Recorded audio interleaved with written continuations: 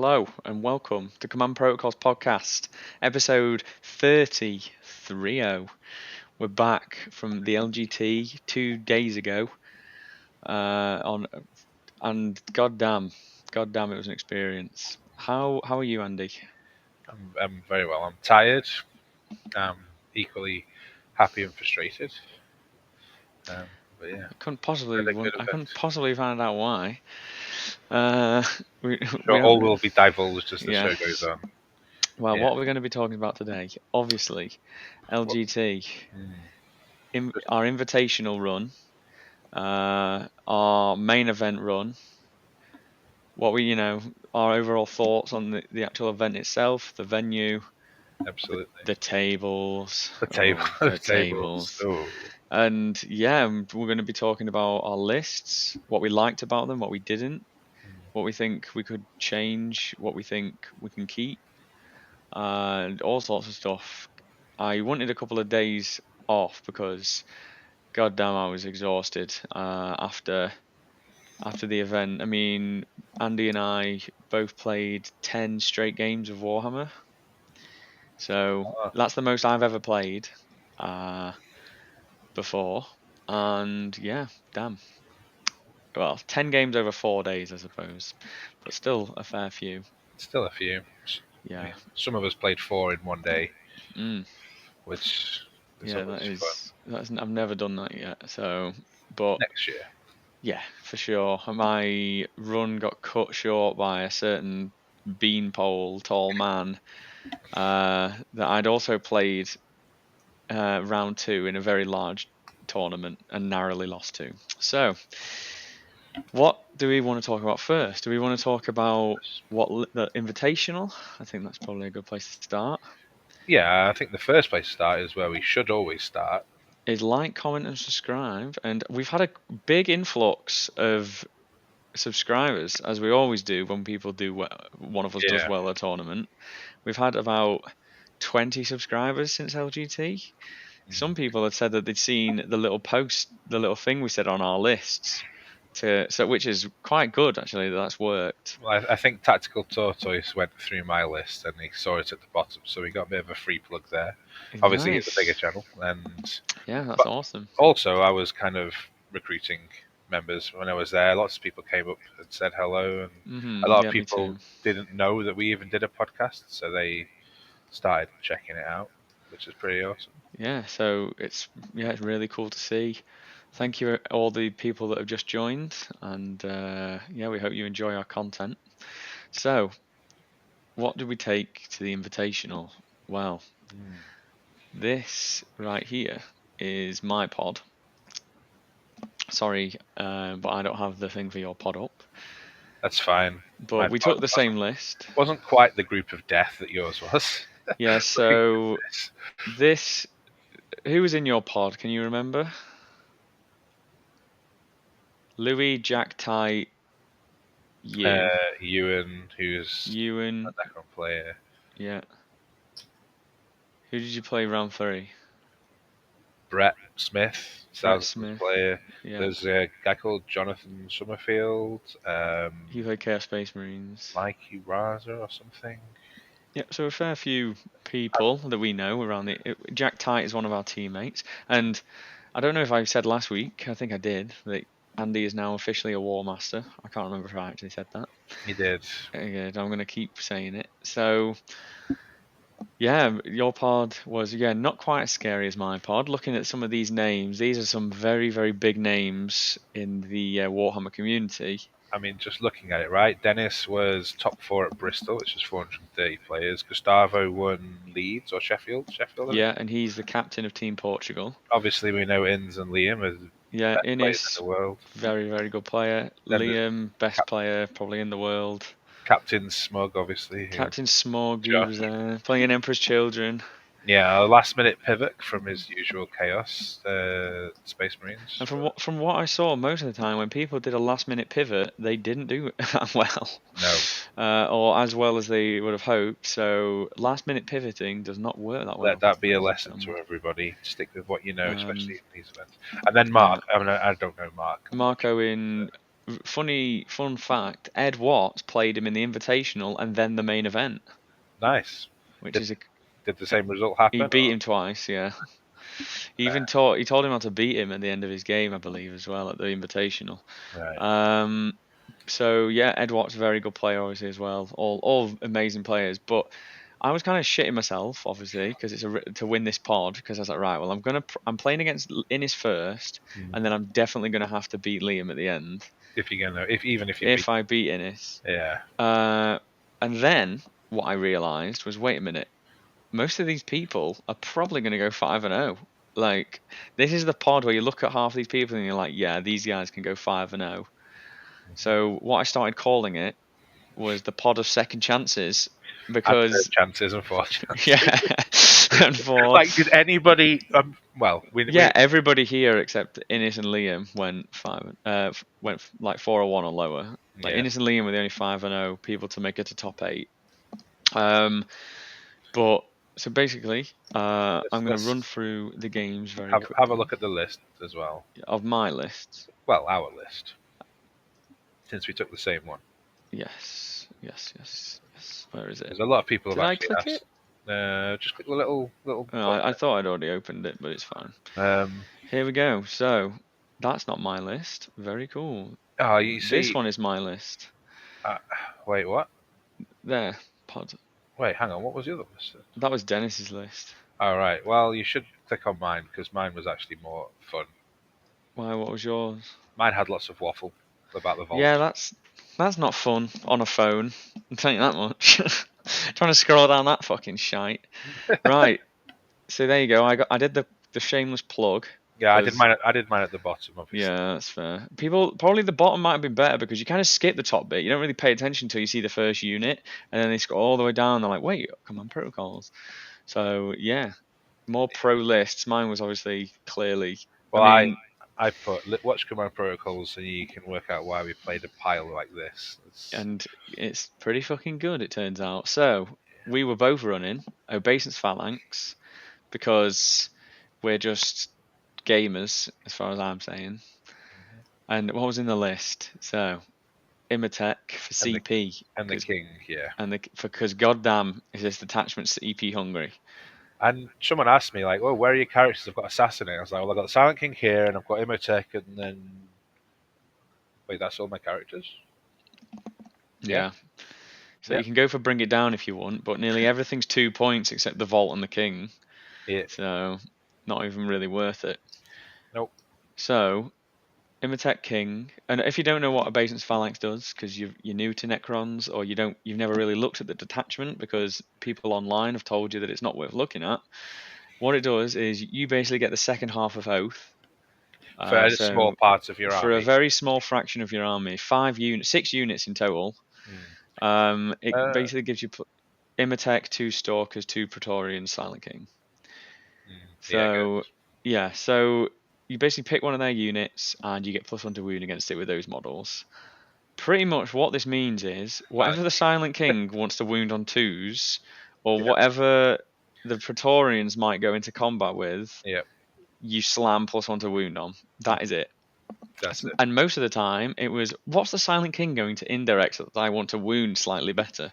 Yeah, 5 space marines, Um, twos into twos, yeah, fours into twos. Sorry, yeah. fucking Kroot. I was like, oh, me wounding on twos now. Like, so good.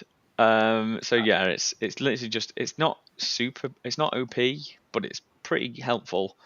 You know, it's pretty helpful sometimes. Whereas like everyone's been there, including Andy in this very tournament, where well, in the main event, where you are wounding something on threes and you roll that fucking double two with your Minears. Literally an entire game of double twos with the Minears, just Yeah, and you're just like, stabbing. oh, well, that's And really then I'm annoying. like, okay, I really need to kill this. I'll CP reroll one of them. There's another two. I think you pretty much wound everything in the game on twos. Like, Well, I mean, I find it the most useful for the melee, right? Because yes, the it's only melee's really strength good. 8, and like, why is he a Primarch that doesn't have a big attack? I don't know, but you Yeah, know, the match it yeah. really helps in the melee. AP3 is nice, I guess, but yes. Anyway, Silent King, and what strats do you have? So you get +1 to wound. The main one we're using this detachment for is -1 One damage on damage. vehicles. And the other main one is the OC as well. I use Yes. that one the most, I think. So -1 damage, like just On there's demand. so much damage 2 in the game. Damage 3, it changes the math, and with a 6-up field no pain because of the spider here, it changes the maths so much. Why don't we show the rest of the list first before we talk about that? Well, yeah, sure. Yeah. 2 DDAs. We originally were going to put 2 Transcendent Catans in, but then I was like, no, I require We need long some range threat. achievements. I mean, I played a few games with it, and while it was really good and strong and won loads of games, it just the opponents could just stand outside of 24 inches and go, you can't do anything. Yeah, that came up a So bit, and I was like, yeah, these DDAs actually just help you hold the long firing lines on the UKTC boards. yeah, And, sometimes they can move 12 inches with the king now, so it's, not the end of the world, but they kind of just sat in a firing line. 2 flayed ones because you need action pieces in this detachment, well, in this list, because of what we're trying to achieve. Um, and flayed ones are amazing. They are all help you get into the mid board early. They're like surprisingly resilient with stealth. good at screening as well. Yeah, good at screening, Good at good at finishing off. killing elves. Ophidians took these because I We had hate 80, them. we had 80 points, right? And we I hate we them, needed them. I hate and them as well. yeah, but they keep your opponent honest. They make them screen like so they can't just disrespect you, and sometimes they do actions, and sometimes they get you more than 3 points and don't die. So sometimes they actually win you a game, although that doesn't come up very often. Mine, yeah, not happened to me yet. And Yeah, then this is the spice Tesseract Vault. Obviously, on UKTC, they allow you to overhang board edges. So I mean, I think GW do as well, but it's it's easier. It can move around the UKTC maps quite well. it's not. Sometimes you have to put it in some precarious spots to make sure it either doesn't get shot or you just got to risk it It's basically. it's not as good as it was in the previous pack. This, if you read my list with my waffle at the start, explained that this new pack is a lot worse for the vault. It's like they UKTC map makers saw the vault and went, "You're not allowed to play anymore." I mean, search and destroy map's pretty good for it, but It's apart from that, okay, but it still takes two full movements to get to a point, and you can only go one way. yeah, I mean, I liked it as a late game piece, which is exactly Yeah, what I did in my game 5. Um, so yeah, it's just got really good index. It's a really good shooting platform. It benefits from the -1 damage incredibly well, and the king and buffs the as well. king's rerolls. So and it's just an extremely big stat check Yeah, that's really tough. Most armies can't deal with it efficiently, especially with -1 damage. 2 Triumph Praetorian squads. These just went down in points, and so did the king, which is the only reason that this list is actually possible. yeah. I was kind of like, when I made the list for Leeds Festival, I was like, this, I hate that this doesn't fit into 2,000 points. And then it went down 60 points, right? Or 40 points because the king went 40, down 20. 40 points. Yeah, and they went down 40 points. I was like, it's so good that it fits in now. Because I was always like one flayed one squad and then 20 points spare, and I hated it. Or you had Ophidians. I mean, you could just drop the Ophidians and put a single destroyer in, but they didn't do anything. Yes, I just didn't want it. Yeah, But the Praetorians are good because they benefit from the +1 to wound. They benefit from some of the strats, like the extra OC strat, the yeah. precision strat, the fight on death strat. Although I There's a never fire used the death fight on strat. death. Yeah, fight on death 4 up. I completely forgot about Well, that. yeah, just it's not. I never used it. I used the I don't know. precision once to kill a technomancer, and then I used the OC a couple times because just like magically putting 10 OC on a point is quite nice. I use the OC a lot, but the threat of the OC strat is the Mm, main yeah, yeah. main And part. then 2 Triumph Stalkers because of the way that the buildings are and the angles that they sit on, they can scout and move up and hide behind like the profile like that because the front of them is that shape. So obviously the corner just sits in and they just sit in and can just touch the point. So they're really good for that. And they've got melters that have +1 to wound. They have flamers. Yeah, They're really tanky for their points as well, like 12 wounds. to say. Yeah, and obviously having -1 damage on them is really nice. So yeah, I just have them in for like early scoring, I guess, as well. They're like they force commitment.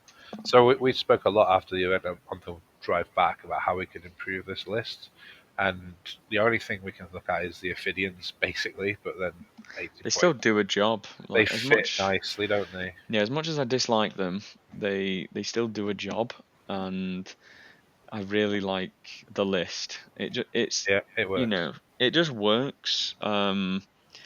I took it as a bit of a joke. Like, I didn't want to play Warriors or Wraiths. Fucking Boring, boring, boring. I was like, boring. I played this once before at Leeds. I was like, this has got something going. And then the points went down a little bit. I was like, okay, I get an extra scoring piece. Previously, I was running Score Pet Lord and Score Pex, but this is much better. Um, It is, and if you want to Basin's Phalanx list, this is, I think, solved. I think this is the best one. Yeah, Obviously, some people can't run the vault. Like GW is a bit harder to move around, but if you play UKTC, it's easier to move. It's just harder to hide. That's the yeah, problem. and it's just a risk of if you play against because we're going into a melee focused meta, especially on UKTC where they've got giant center stage and ruins. Having that 3 damage indirect and a massive hull that is really good at absorbing, for example, a Corn Berserker Blood Surge, like and still shooting. Yeah, It's just a really good list. It it's just nice and it's protected. just a stat check, which is obviously what Necrons do, but it's got good play and it's just about how you use it. Andy and I both played on stream.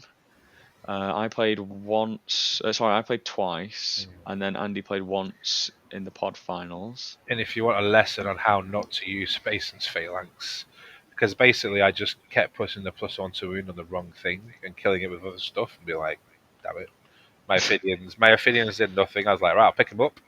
Well, there's nothing for them to do. Fuck it, they'll just go back down again. Yeah, it wasn't the best of games for me, that one, unfortunately, but it still just showed how strong this list can be and the things that some of the units can do. Yeah, having just good damage, a bit of consistency, and good durability, like stacked tenfold in a 2 damage meta.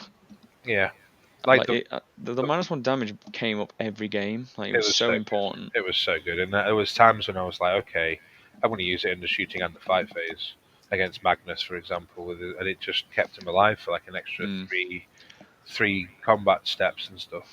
yep. You could play it in Star Shatter, but it gets the +1 to hit, and that's about it. And Um, just like the Star Shatter, it would be good to play in Star Shatter because it makes the King and the DDAs better. And the Vault's like a more of a sideline piece. yeah, I just played it because I just wanted like durability wherever I want.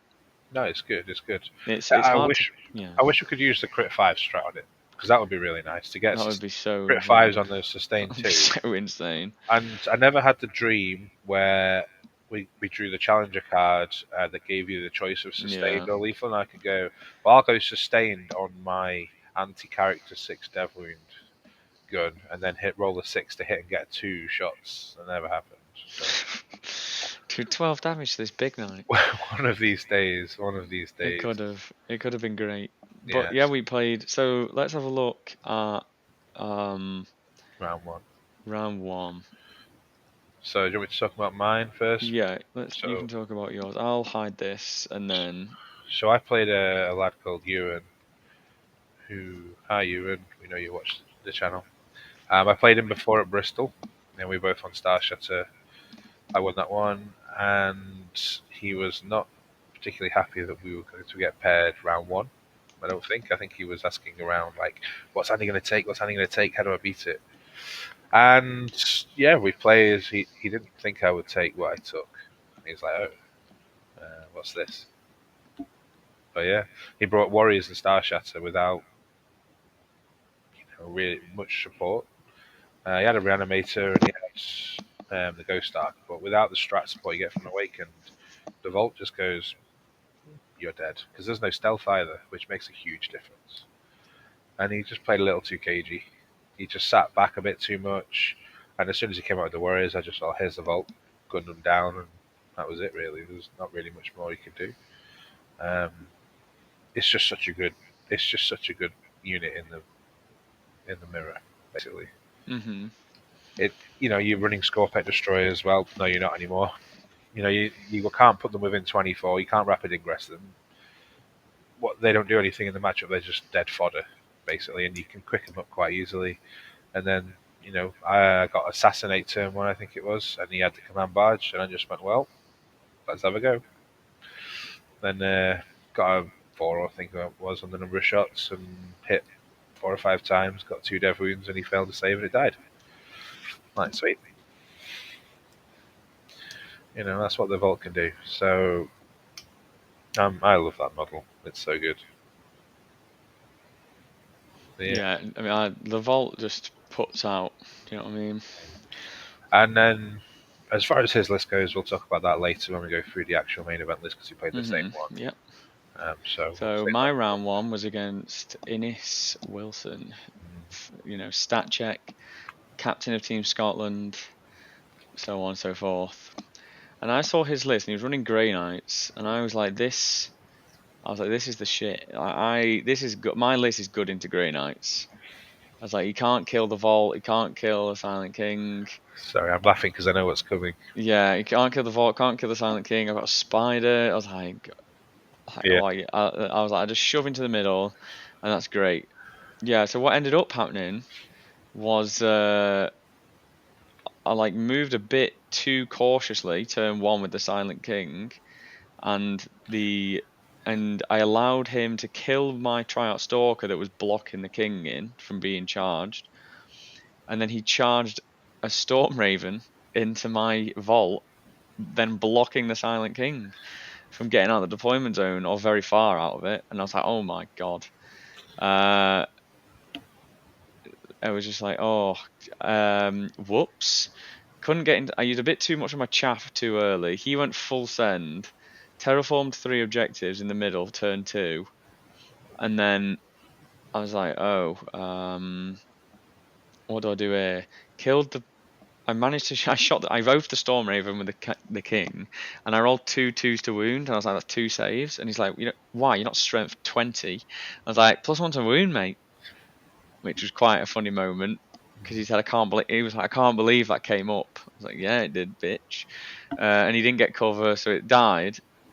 But I made a couple of mistakes with target priority, definitely. I was meant to just shoot and kill this strike squad, so the Vault turn two could just go on the point unimpeded. And instead, I was going to shoot it, and then he was like, "Yeah, this objective's sticky, by the way." And for some reason, in my head, I was just like, "Oh, never mind then," and shot my indirect at the fucking Dread Knight and left a guy on a wound and one guy and then another guy on a wound. Then they charged the vault and just kept it fucking pinned there. And I was like, "What have I done?" Went to go charge them with my Praetorians, and then the fucking Storm Raven blew up, didn't it, and did 6 mortal wounds.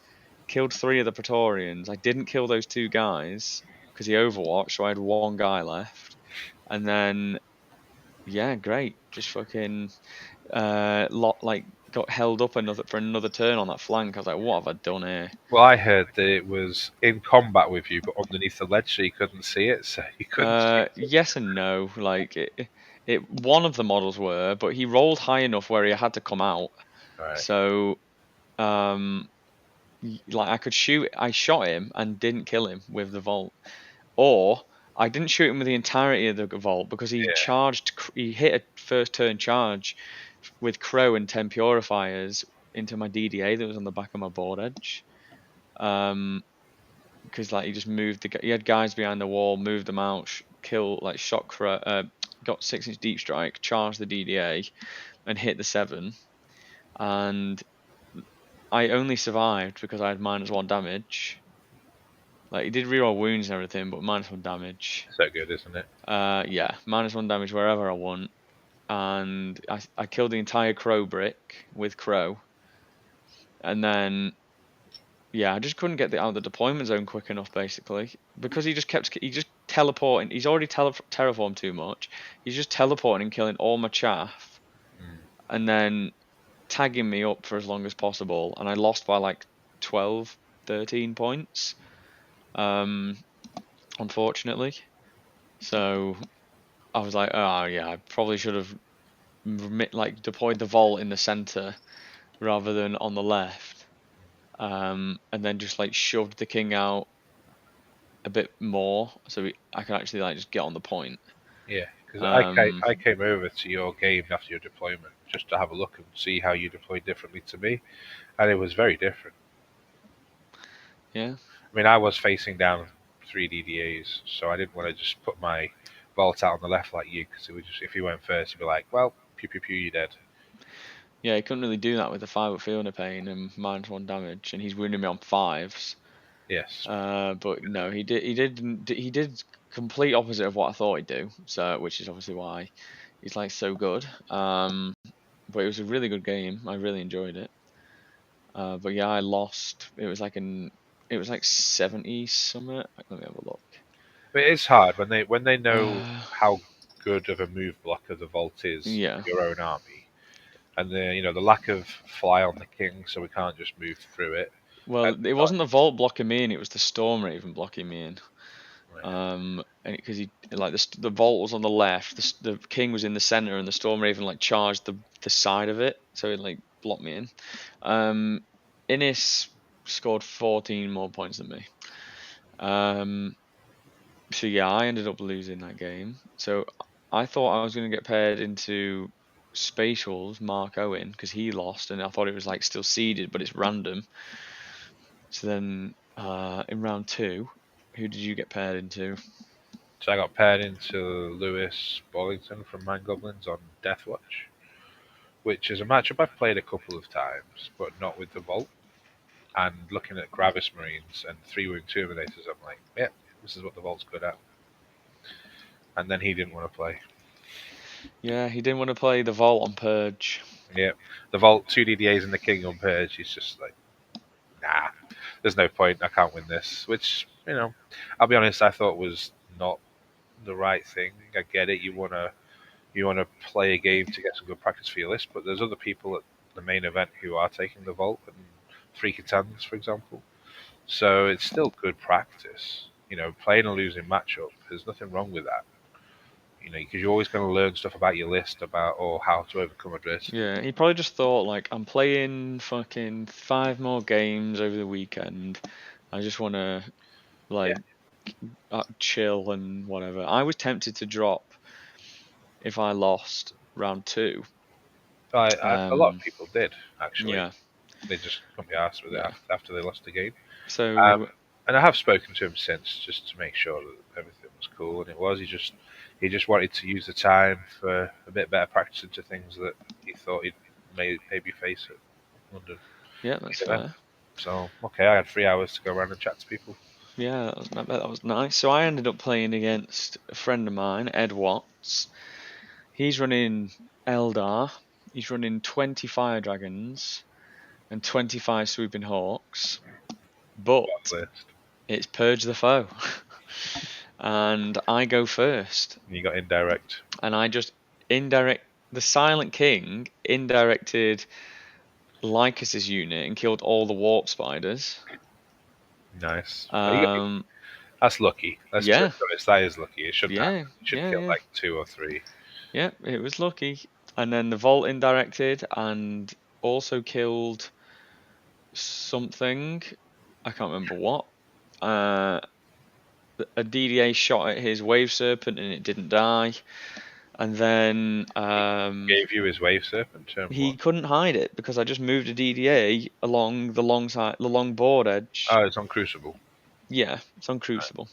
So um, I killed some Rangers turn one because they were like hidden behind a wall, and the Stalker just scouted and moved up and flamed them to death. Then I put him in a position where I put both of my Stalkers on either objective on the flank. So I was like, right, well, you can no Overwatch one of them, but you're not going to be able to know Overwatch both, so I'm going to fucking shoot you. And he put 5 fire dragons into the bottom objective, no Overwatch them, and then flew 10 hawks on the top objective, which was attempting targeted, and I overwatched and I got 10 shots, like 10 wounds, and then he passed 7 saves. And I was like, oh, fair enough. Yeah, I can't get lucky twice. Um, and so I ended up losing that point. And then I pushed the vault forward. He just like put some hawks on a line that I could just see with the vault if I just touched on the terrain. And usually, we'd be like, yeah, just move it back or whatever. But that was like his maximum movement. He needed to go like forward anyway. So he's like, yeah, just do it. It's my mistake. So because I just touched on the terrain and I just fucking shot them to shit. So I killed 10 hawks. I indirected a little bit, and whatnot. And then I killed the other 10 hawks. I killed 20 hawks and some other stuff. And then he um, went all in on the vault with 25 dragons or whatever was left, 15. Okay. Killed the vault real good. Overkilled it actually. I That's failed expected. nearly all my saves, but it was almost dead anyway. Um, and then I killed his whole army pretty much with 2 DDAs, the King, a Stalker, and like some Praetorians. It's what Necrons do to Eldar sometimes. Yeah, we just like got all even the DDA chaff shots. I was just like, well, there's a 5 dead, Yeah, and yeah, we just called it then pretty much. I like padded his score a little bit because I was just like, because I'm nice. I was like, doesn't matter. Literally, doesn't. You're not getting. You don't get any points for any of this shit. Like, there's no ITC points. So I was like, I'm just gonna give you some points. So it doesn't look as horrific as it was. I think he scored like 30 something points. But it was a rough, rough game, and he really let me know how much he hates Necrons as a faction. After that game, he was not happy. He did yeah, not like Necron. He was like, Necrons are shit, are bullshit. I was like, yeah, they are pretty bullshit sometimes, but Eldar are also a bit bullshit too. So I'm sure everyone can say that they've had a bad time into 10 fire dragons with Fuegan getting back into a fucking transport that you can't interact with. yeah. It's So pretty harsh. Although you have got the Vault to try and kill that transport, yeah, so they exactly. can't And keep. I did. I tried my best, and it just wouldn't fucking die. Sometimes it So happens, because I was like indirecting it when I could. But yeah, that was my game two. So game three. So you're 2-1 because you got a 2-0 because you got a bye. basically. Because you got lucky. Because you bullied your opponent into not wanting to play. Yeah, And I am 1-1. But I've gotten 171 or something, so some pretty good scores. And then round three, who are you into round three for the invitation? so I played Brett from Carnage on his Thousand Suns, which And was streamed on we've UKT. both played Brett before at tournaments, and he Yeah, both beat us by 1 point in each game. Yours was very, very unlucky. yeah, But round 5 at Manchester. yeah, and mine was round two at Manchester on Purge, and it was also quite unfortunate. I needed to pass a battle shock at the end of the game before I was running Royal Warden to win, and didn't Well, win. I needed him to fail one 3-up save out of like I think it was either 23. 13 or 17 It was dice. 23. I remember. I can remember so well. It was And 23. he didn't fail one, so he won by Yeah, himself. he seemed to fail one. Oh, it was good. It is, well, what can you do? But yeah, so there was a bit of revenge to be had there because I also had the vault against him, and yeah, he banged a 9-inch charge with Magnus, which I shouldn't have. I played really badly in that game, if I'm honest. I should never have been close enough to give him a 9-inch charge. If I'd been an Hmm. inch further away, then he wouldn't have bothered trying to make a 10-inch charge because he rolled Snake Eyes for the first one. He's like, "Oh, I'll re-roll it." But if it was a 10, I don't think he'd bother. And I kept putting the wrong +1 to wound on the wrong unit, so like there'd be 2 units of Marines in the center, and I've got okay, well I'll +1 to wound that one, but then that's the one that I end up killing before I even get into melee or shooting with the king and the Praetorians. So So yeah, I watched that game back actually myself, and I was disappointed at how badly I played and just moving things in the wrong order and shooting things in the wrong order. So yeah, if you want to watch me win a game against Thousand Suns where I just do things wrong the whole time, then that's a good one to watch. Basically, he made a few mistakes as well, I think, with some of the things he did, but it's just one of those things. I think we both tired from the travel down, and you know, it was it was actually quite late because the tournament didn't start till 12:30, when usually you start at 9:30. So we were playing at like 7:30, 8 o'clock, I think. Um, but yeah, it was a fun game. I tried my hardest to kill And you back. can watch that on stream, right? You said Yeah, on the UK UKTC TV. You can watch that on. It's on. It's not on the videos. It's on live. So you have to click on live, and Yeah. then you'll be able to go through the previous broadcasts. I don't know where exactly you find like the free stream because there was two separate ones. There's two streams. One was called the premium. It wasn't on that one. It was because I'm not It premium was clearly. And yes, it I'm was not on. It was. premium It either. was on the other one. Um, Yeah, so you can check there because yeah. that's the same place that I was on stream. No spoilers. So No commentary though. So, but you can hear us talking about the yes, game. And and my round three was against Dennis, who is another Necron player, and I'd never met him before, and he was really, really lovely.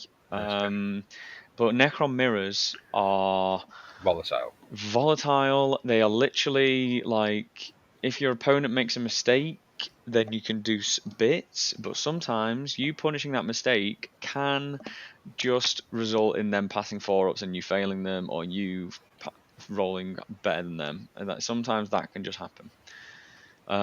So obviously he's playing double Wraith, triple DDA, Silent King, and it's on hidden supplies. He made a couple of mistakes early as turn two. He put two Wraiths onto one of the center objectives outside his ruin, towing them on, which meant that I could then like move the Silent King out, shoot his DDA, which was also in a bad spot, which was a mistake because he went to shoot my Stalker and just killed it, but then was just like in a place where I could shoot it with two DDAs, the Vault, the Silent King. Um, and then, yeah, so once I'd shot that DDA, I could just charge the Wraiths, cover the objective, and then just tag him, and then he's just never holding the point. Um, and then the third mistake he made was indirecting some flayed ones with the Silent King, and he killed.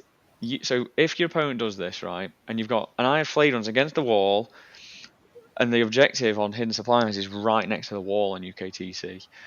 If he just kills one model, I can just res one back onto the point if he's got nothing on there, which he didn't. And what you can do is if your opponent does that, you can, and you need to die, but it's like because it's hitting on fours or whatever, you can go to ground, and then so you can take a 6 up invuln if you want to make sure you definitely die, and then you can res on. I forgot to do that, but he handed me two saves, and I fucking passed both of them. And he was like, "I've made a mistake here." As soon as he handed me the saves, I was like, "Yeah, you have," and I passed both the saves. So I CP CP roll. rerolled to fail, and I did. Yeah. So my flayed one got to res, so I got hold two primary, so 10 points. I'm pretty sure you can do that from an inch behind the wall as well You because it's can, so yeah, close that you can fake yeah. keep coherency. So that's exactly what I did, and I ended up holding the primary, killing his DDA, tagging the race squad, and having a DDA semi-hidden, a DDA in the open behind the vault and the Silent King that he could shoot back, and then the Silent King in the middle on the objective and the vault following behind. Mm. He then proceeds to shoot two DDAs, the Silent King, and two single heavy destroyers at this fucking other DDA, rolls 7 on the number of shots for both DDAs, and does 9 wounds in total across the entirety of that act of those activations. Because I Horrible. just rolled like 80% 4 ups, even probably better. Yeah. He handed me 6 saves, I rolled fucking 5 4 ups, and then he handed me another 6 saves, and I rolled 4 4 ups, and that was the only time I failed to save. And I took 9 damage because I -1 damaged it. Yeah, sometimes in the DDA versus DDA battle, you're better off being the person who gets hit first because then you hit back on +1 to hit and dev wounds. Hmm. Whereas they're moving to get to you and then hitting on But threes. he could only shoot me with one DDA without moving. and I killed that one. So then it's mine stayed still and shot his DDA or the DDA that he poked out and the king with the vault, my king, and the DDA, and I killed the DDA and the king. Okay. Yeah, so I just killed all of his stuff back, and then I used the tryout Praetorians because he charged and raced into my second DDA that was near my home, not my home, near my home ruin, my big one, big L, next to the objectives. And then I used the Praetorians to precision the Technomancer out because I plus one to wounded, so I'm wounding him on fours, and then AP2 damage too, just killed it. So one Wraith Brick was tagged up on the point, one Wraith Brick had no Technomancer and wasn't on an objective, and then he just had one DDA and a couple of destroyers left. So we ended up calling it again because I just ended up dicing him. Vault's also pretty good at killing DDAs as well, winning on threes. Yes, the Vault did do some goddamn work. Mm. It's a shame that we can't use it on WTC So without yeah, I having know. used. So basically, end of the week, end of the day, you're 3-0. I'm 2-1, but I'm in second place. Now Yeah, I'm in second place because I won my pod. Liam won the pod, Liam VSL. And if you don't know who Liam VSL is, he's quite good at Warhammer. Is he? Never heard of him. He's pretty fucking good at Warhammer, and ended up. So we're in the main event now, Mm. because we'll come back to that because we're going to go in chronological order. Yes, we will. I'm only going to cover my. I'm just going to say what I played, and then I'm going to cover round two a bit more detail because it was a fucking banger of a game against the tall man himself. So Andy, how did your round one go? So my round one was against. And what did you take? Actually, Oh that's yeah, it. what did I Just take? as a quick reminder, just fire through the units that you took in the detachment. Do you not have it on screen, Nope, Sherbrooke? Oh, nope. God. So Actually, I do. Yeah, lol. Star Shatter, lol. No, I do have it. I do have it. I do have it. I just realised I did get it up. So yeah, I took Star Shatter. I made a few changes from my previous list at Leeds. I went to anticipate the meta a little bit more. I was expecting more marine bodies like World Eaters and things like that. So it's the same core with the King, the Barge, three Scorpec Lords, but this time I decided to take the Psychomancer with the -1 damage enhancement. I figured, look, if I'm going to have something hiding in the back, then I want it to do something else, and the Psychomancer works quite nicely against World Eaters because if they are Battle Shock, they can't Blood Surge. And that was a bit of a worry because 20 Berserkers is quite hard. There's nothing in our arsenal that actually kills more than half of the squad, even with perfect conditions like the Vault or 3 Mythic Destroyers. Like, nothing kills more than half the squad. So then they can just tag everything. So I wanted something against that. And the Psychomancer is always going to be hiding.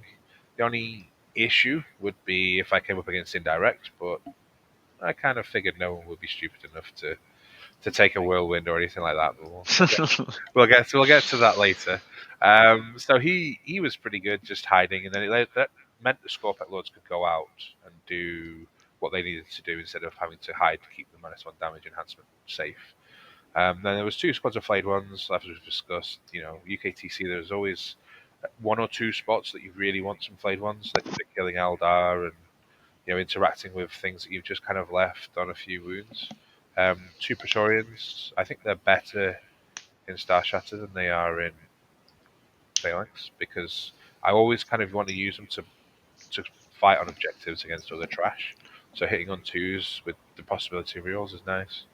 And then 3 DDAs, Stalker, and just two little destroyers at the end to fill up the points, basically. And that was what I took. I wasn't overly enamored with the list in its final state. The destroyers were just kind of pointless. Um, I Could have been missed. Ophidians. Could have been Ophidians, but I still needed something to hold my backfield. That was the thing. And the demanding leader enhancement actually came up a couple of times. I actually used it in a good way and kept him in the right spot, but that was just to fill up the points. If I could have found something better, maybe a third squad of Praetorians, would have been cool. I actually have already built 5 more little guys, as you can see here. They're waiting to get based. So I'll be trying that as well. But yeah, the Locust Destroyer is rubbish. I really missed Imotech. I was very hamstrung throughout the event with CP, and I kind of missed the Spider as well. But Spider's just so nice to have. Hmm. I just didn't want too many points sat doing nothing on the turns when I really needed to have like a big turn. But yeah, that was what I took. Round one, I was playing against Custodes, which is usually a pretty good matchup for Necrons, especially when we've got DDAs and or the Vault or the King, for example. But he wasn't a normal Custodes list. It was Null Maiden's Vigil, which was the basically the Sisters detachment. So he had 4 Rhinos with about 80 little sisters, 2 Venatari, and 2 tanks, and that was about it. And if there's anything that we're really good at killing, it's toughness 3, 1 wound bodies. So Mm. yeah, he was came up to me at the start. And he's like, "Do you have a clock?" I was like, "Yeah." "Do you mind playing on a clock?" I was like, "No. I mean, it's round one. We can take it easy." But he's like, "Oh, I'm a bit slow on it. I'd take a bit too much time.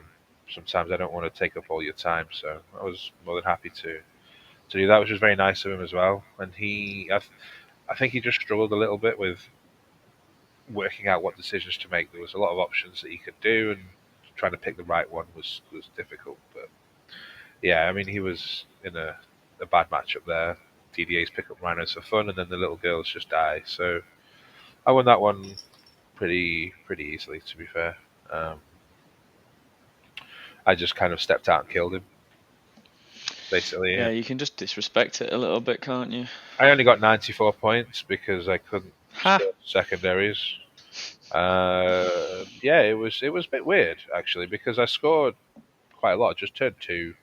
I got behind enemy lines and couldn't score that. And yeah, the other ones were kind of like all 4 and 3 pointers, so there was no chance to get a big six or anything to catch up. Mm. But yeah, max primary, basically just terraformed everything, held every point. I did try to kill one of his Calidus tanks. He just kept making fives. It was obscene. Caladius. Whatever, Calidus. whatever. Yeah, it was Hold obscene. you, need to hold you accountable. The amount of 5 ups he was making on that tank was, I was like, this could actually make a difference. But yeah, he didn't have a lot of damage basically. So Hmm. yeah, Nice. a nice easy settler into round. Well, So I took Admech.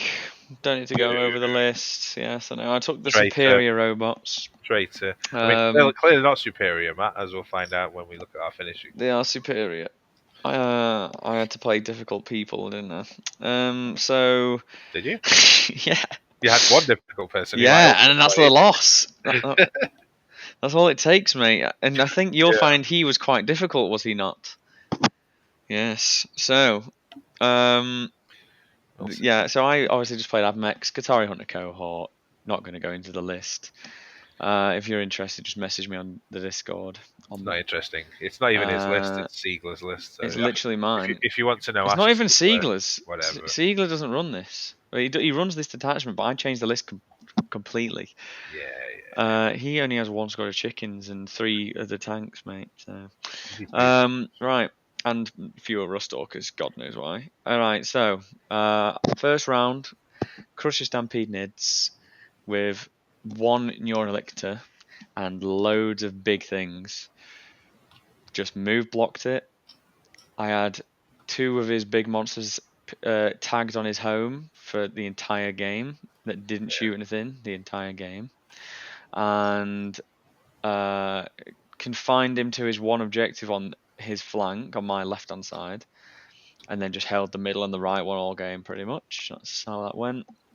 I think it's a really good matchup. I can just move block him, tag him, hold him there, hold the space so he can't fall back over me, so he can't move through walls because of the crusher ability, so on. Pretty convincing win. 99 I scored. Yeah, it was pretty Very good. nice. So what Very did you play nice. round two? So round two, I played a guy called Chris Patterson from Try Hard Wargaming on his Eldari. He also finished 4-1, just so we can set the standard of how how good a player he was. He was a nice player, but I mean it's Eldari, right? So always feel pretty confident into it, as you said before. in your game against Ed, we can kill them. His list was there was no sweeping hawks in the list. It was more warp spiders, and I think this was the first game I'd ever played where there were no warp spiders flicker jumping the entire game because there was just nowhere for them to warp spider into to Mhm. flicker jump. Either I blocked off where he was going, or I just killed him, or I was so aggressive that he didn't need to actually do that. He just moved or advanced normally. Yeah, it's a rough game for Eldari, especially when I know the tricks that they're going to do. So it's like, oh, I'm just not going to stand in range of this ability. And he didn't have the Dark Reapers, Yeah. the ones with the 3 damage weapon. Like I really struggle sometimes against those when you want to step out with like wraiths or DDAs to hold objectives. But as it was, it just kind of went my way. Really, I just did score 100 on this one. It was on Purge, which is, again is also very rough for Eldar because they have a lot of MSU and we have big stuff that they struggle to kill. Um, and yeah, the scoring was very consistent with the secondaries. I never had much problem, and I was always keeping him. I was always keeping him off kill more or hold more. So he was just scoring low on primary the whole game. And in secondaries, I mean, he had a couple of rough draws, to be fair, with his secondaries. But yeah, it was hard. Like attempting target at that point and secure no man's land kind of thing and cleanse. He needed all of his things to do damage and like tempting targets. Like, well, I've cleared this flank. You're never going to get there. So yeah, it was pretty hard. Um, I just made sure I didn't make any silly mistakes basically. And Mhm. played the game safely and utilized the fact that my army's better into his than his is into mine. Yeah, fair enough. Especially on Purge, it's tough for Eldar. Yeah, and like I say, he went 4-1 afterwards. So Mhm. well done to him as well. So my round two, we're at lunch. I am just walking around, getting a beer. I look on my phone. Alex Fowler's messaged me. You can Nice. beat the beanstalk. You can get him. I was like, what? Oh, not again. I was like, look on the pairs. I was like, he must be joking. It must mean someone else. Fucking me and Lee in VSL paired round two again. Hmm. We were paired at War Masters round two, and it was seeded that time, or like based on score.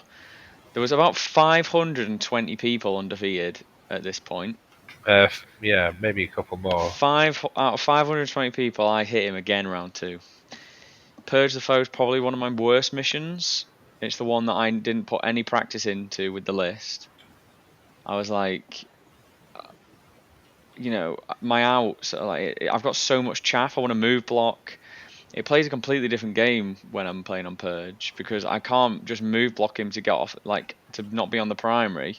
Because if he's getting a kill and kill more, and I'm getting hold more, and like he's in a hold, sorry, in a kill, then we're just scoring the same. But I'm just giving him units, so he's scoring from his deployment zone. So he's obviously playing his CSM list that like nobody knows what it does. I kind of had looked into it a bit. I'd seen his list. He played at ETC as well. Um, we deploy. I say hello to him. Obviously, we know each other now. I was like asking him how's everything going. We're deploying. And he's like, I put my first unit down, and he's like, oh, I'm going to put this into reserves.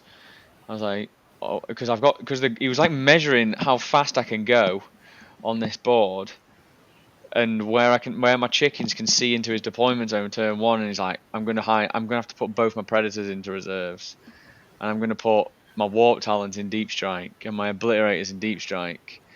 I was like, fucking hell, he's starting a lot off the board. I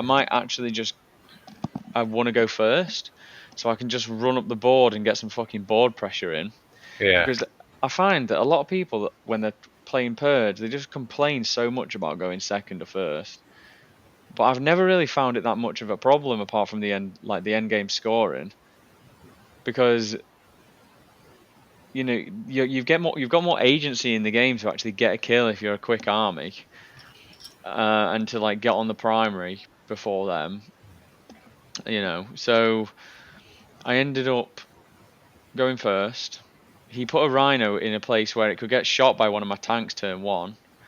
Because he just couldn't hide it. He had to put it one of the two sides, and he took the Scorpius grav tank side instead of the two chickens side. And I just killed it to the wound. I had to CP reroll to do the damage. And so I got a kill. He gets his obviously chosen out, and I'd like set up my infiltrators, my 10-man on the middle objective, and I had sabotage ongoing, and I should have just discarded it to stay on 2 CP because he's got a Vect, and I need this like infiltrator squad to survive when his chosen go in, so I can be -1 to be hit, and I'm also in the shooting doctrine as well, so he's -1 to hit me in combat, and then I've got a 5 up field of pain. Sorry, that's what I meant, and I didn't get rid of it, which was a mistake. I needed that 2 CP to because I knew that he was going to do this. He charged in, he killed all but two, and then like killed a couple of my rangers and tagged like my 10-man bird squad, which I put too far forward, and call. And him tagging call was actually the more annoying thing because because I put a tank on my expansion after I shot his, and then I knew that he would send his lord and 5 guys out to kill this tank, and I needed call to go down there to like melt them and then fight them, and just leave like either kill all the marines and the guy, if the tank lives as well, or like just have the lord alive. So then it's like call next to the lord. I decided to pull up my 10 vanguards with the character because they weren't in a very good. I didn't put them in a good position to interact with this squad of chosen, which again was a mistake. I should have left them on the board. I killed 5 of those. No, what are they called? The kill team, where you can't use strats. Nemesis Claw. Yeah, so I killed the Nemesis Claw by teleporting down, and I got lucky to kill them. I shouldn't have killed them, and I misplaced my oath, and I didn't put it on the chosen squad. So I charged 10 Rustalkers in and left one alive. So like I would have gotten kill more, but we ended up killing the same amount. So that basically lost me the game because I didn't get 4 primary, and it was a 3-point game. And I had just chickens coming around the side. I'd killed like his bikes. He brought his Preds on as a blitz down in his deployment zone, as a Preds in his deployment zone, and warped on his rapid ingress near my Vanguard squad. Picked the Vanguard squad up.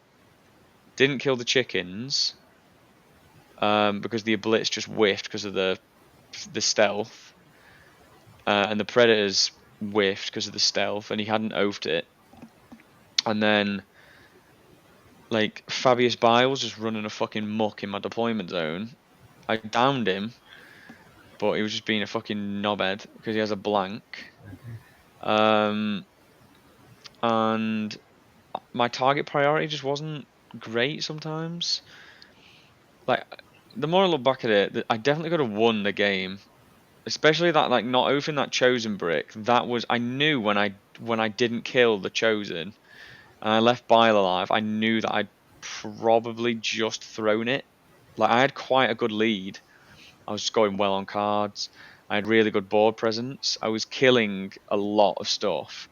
But that chosen brick needed to die and I oathed like the 5 legionaries with the Lord that only one thing could shoot instead of this chosen brick because I was like, yeah, it'll definitely die, but it fucking didn't.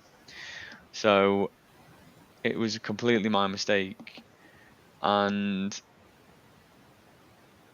basically, he got last 2 turns, he got hold more and kill more because again, I shot a rhino. He got hold more because I shot a rhino with the call, And I was like, oh, it was like on 8 wounds. I was like, yeah, it's like on a 6 up save, twos and threes.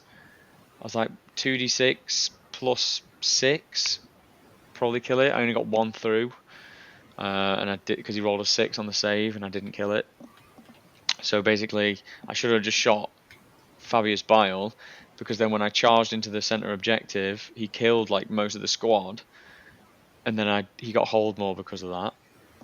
And then I like brought the 10 birds in rapid ingress. I put them in the center. Again, he just murdered them. I just didn't really make many feel no pains, but it's not really what that's about. And he charged like he hit the charge with the noise marines. He hit the charge with the oblits, which were all like 7+, and just got on the middle and denied my hold more. So again, that point was also a mistake because I shouldn't have put the birds so close to the noise marines where he could charge in. I should have had them just towing further back so he couldn't do it.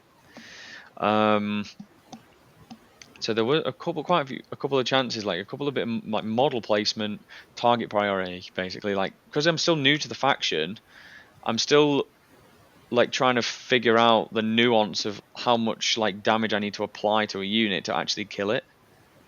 Where I need to like apply the oath to get that damage through, and so on and so forth. Anyway, like Liam is fucking sweating. It's like turn 4, he's coming over. He's like, "What's the score?" I'm like, "It's fucking close." I'm like, "It's really close."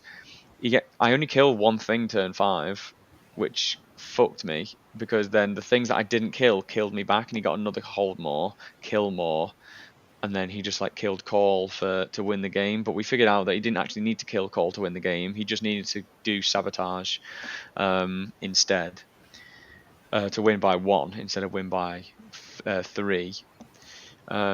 Which would have been cooler if he won by 1. I wish he did do that because it would have looked cooler. But it was a super close game. Like it was a really close game the last time we played. It was like 12 points. Um, but yeah, I was really close to beating him. Everyone was fucking stood around the table watching the game. There must have been like 10 people at one point stood around watching. I remember I rolled to shoot my one lance cannon chicken at a predator, and I rolled a double 6 and then just looked Nas straight in the face. Oh, and he was just like, "What the fuck?" And I just and I like 4 hits, 4 wounds, killed it. Uh, which was quite funny. But so like that just goes to show with dice there are ups and downs. So it was model placement, target priority, knowing where to apply where I need to like apply my damage the most. That's what lost me the game. Um, like if I just didn't get greedy and I just sent the 2 damage rust stalkers instead of the 1 damage rust stalkers into this squad, then it would have been better. Or if I held them for an extra turn and didn't just try to like charge into his backfield, which I did do, but I went to charge into his backfield to like kill the obliterators and just like force his warp talons over there. Um, but I should have used them to kill. I don't know, maybe that was right, but if I had like the 1 damage guys just tying up the obliterators, then who knows? But anyway, it was a super close game. Like I think I gave him a really good run for his money. Everyone gave me commiserations. I didn't beat him, and I think I was the closest person to beating him all weekend out of like all of the 10 games that he played. So I'm pretty proud of myself with how close I got it, and it just makes me feel that like last time wasn't a fluke. Yeah, So it's super nice. Bit of a ramble, but that's the only game I'm going to be rambling on about for my AdMech. I'll just quickly say that I played into that Grey Knights, Space Wolves, and Guard for the last 3 games, and um, like it was just a lot more. Once you'd played Liam and I'm on that like complete high of playing against this guy that knows your every move and you're trying to outplay him, like no offense to anyone else, but it just doesn't feel the same. And I was like, right, well this like you're on like fucking cloud 9 after you've gotten so close to beating the guy that won the tournament the last 2 times, and now yeah, the last 3 times in a row. So I just kind of walked through those games. It felt like not only is AdMech a strong faction, but It's the best faction now, I believe, if you look at the stat checks. Yeah, there you go. It's That's because all true. the good players have gone onto it, back onto it. But I was fucking playing it before it got buffed, right? Not for long, but I was playing it before it got buffed, and I did win it. I did go undefeated at a tournament with it not being buffed. It was good before. Now it's really, really good. And us as Necron players have to be aware of how good Admech are, and I think it's quite a big counter to Necrons. So how did your game 3, 4, and 5 go? So If you round just want to three, cover them briefly. briefly, yes, sure, I can do briefly. I'll do a map brief. Yeah, thank you, mate. Settle in, people. Get your popcorn ready. This is going to take a while. Well, I say briefly because we've still got 6, 7, Yeah, we've and got a 8. while. Anyway, so I played a guy called Gareth from East Warrington Wargaming. He's on Imperial Knights. Now, I had actually played him before at Element and RTT when I took my Punishment Annihilation Legion list, Hmm. which is very valid Annihilation Legion list. And I played him Nope, in round three. So if you didn't want to count. hear my synopsis of that game, you can go back many, many episodes and watch that one. But we managed to take that one, and this time I had like a proper list with actual shooting, and he was playing the new Codex with a couple of bigs and I think it was 6 smalls. So he's given 3 Helverins, 3 Warglaves with the oaths. So the Helverins um, had a quarry, and he picked the quarry as my Triarch Stalker, which I usually push out early to kind of draw them out. But he gets 2 CP. No, he gets to reallocate the quarry, and he gets to re-roll wounds. I think it is against it. So I did the classic thing. I just ran away and hid for the whole game. So he never had this quarry, and he picked one of my Scorpet destroyers as well for his deed. So he gets 2 CP if he kills it. So he just hid for a while as well. And I just kind of picked off the armages as they came out. It's very hard on Search and Destroy. I think it was round 3, Search and Destroy. Sounds about right. Round 3 was hidden supplies, search and destroy. Yeah, it's very hard for him to hold objectives because his flank objective is if he wants to stand on it, I can just shoot down that line. Against his knights, he can't hide in the ruin. So whenever he tried to step out, he just got shot. And I did make a little mistake in the game towards the end where I actually let him get 5 primary. Um, because up to that point he'd basically got none. But yeah, so I just kind of killed everything, and hell, he couldn't interact with my flank objective at all. And then he made a couple of mistakes.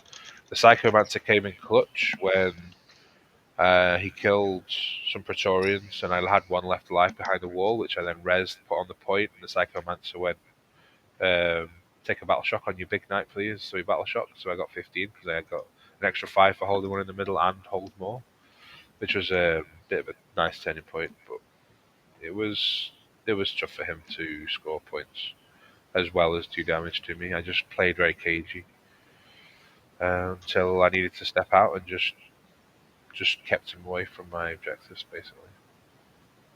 So yeah, round 5, round 4 even was against a German player called Simon Jaspers. He also went 4-1. He was on Tau Kroot, which was a tough match. 18 rampages, the melee ones, 9 Hmm. shooty ones. So that's a lot of toughness 5, 5 up invul, you know, annoying things that scout forward to kill. He got the first drop and put 10 Pathfinders right throughout the centre of the board, which stopped me from deploying my flayed ones where I wanted. If I'd managed to get the first drop, I would have been able to stop that from happening, and then I would have been able to secure a bit more space at the start. But he also, I went first, which was lucky because I was like to you, hey, what do you reckon? You just like go first. So I went first. He scattered everything forwards. I was like, okay, this was going to be a pretty good turn. I've got all my DDAs shooting, the king shooting. This is my stalker shooting. I'm going to get some serious value here. I killed 3 Crutox riders. That was it. I whiffed the whole turn, and I thought this is going to be rough. But then we just managed to kind of. He had a bit of a whiffy turn as well.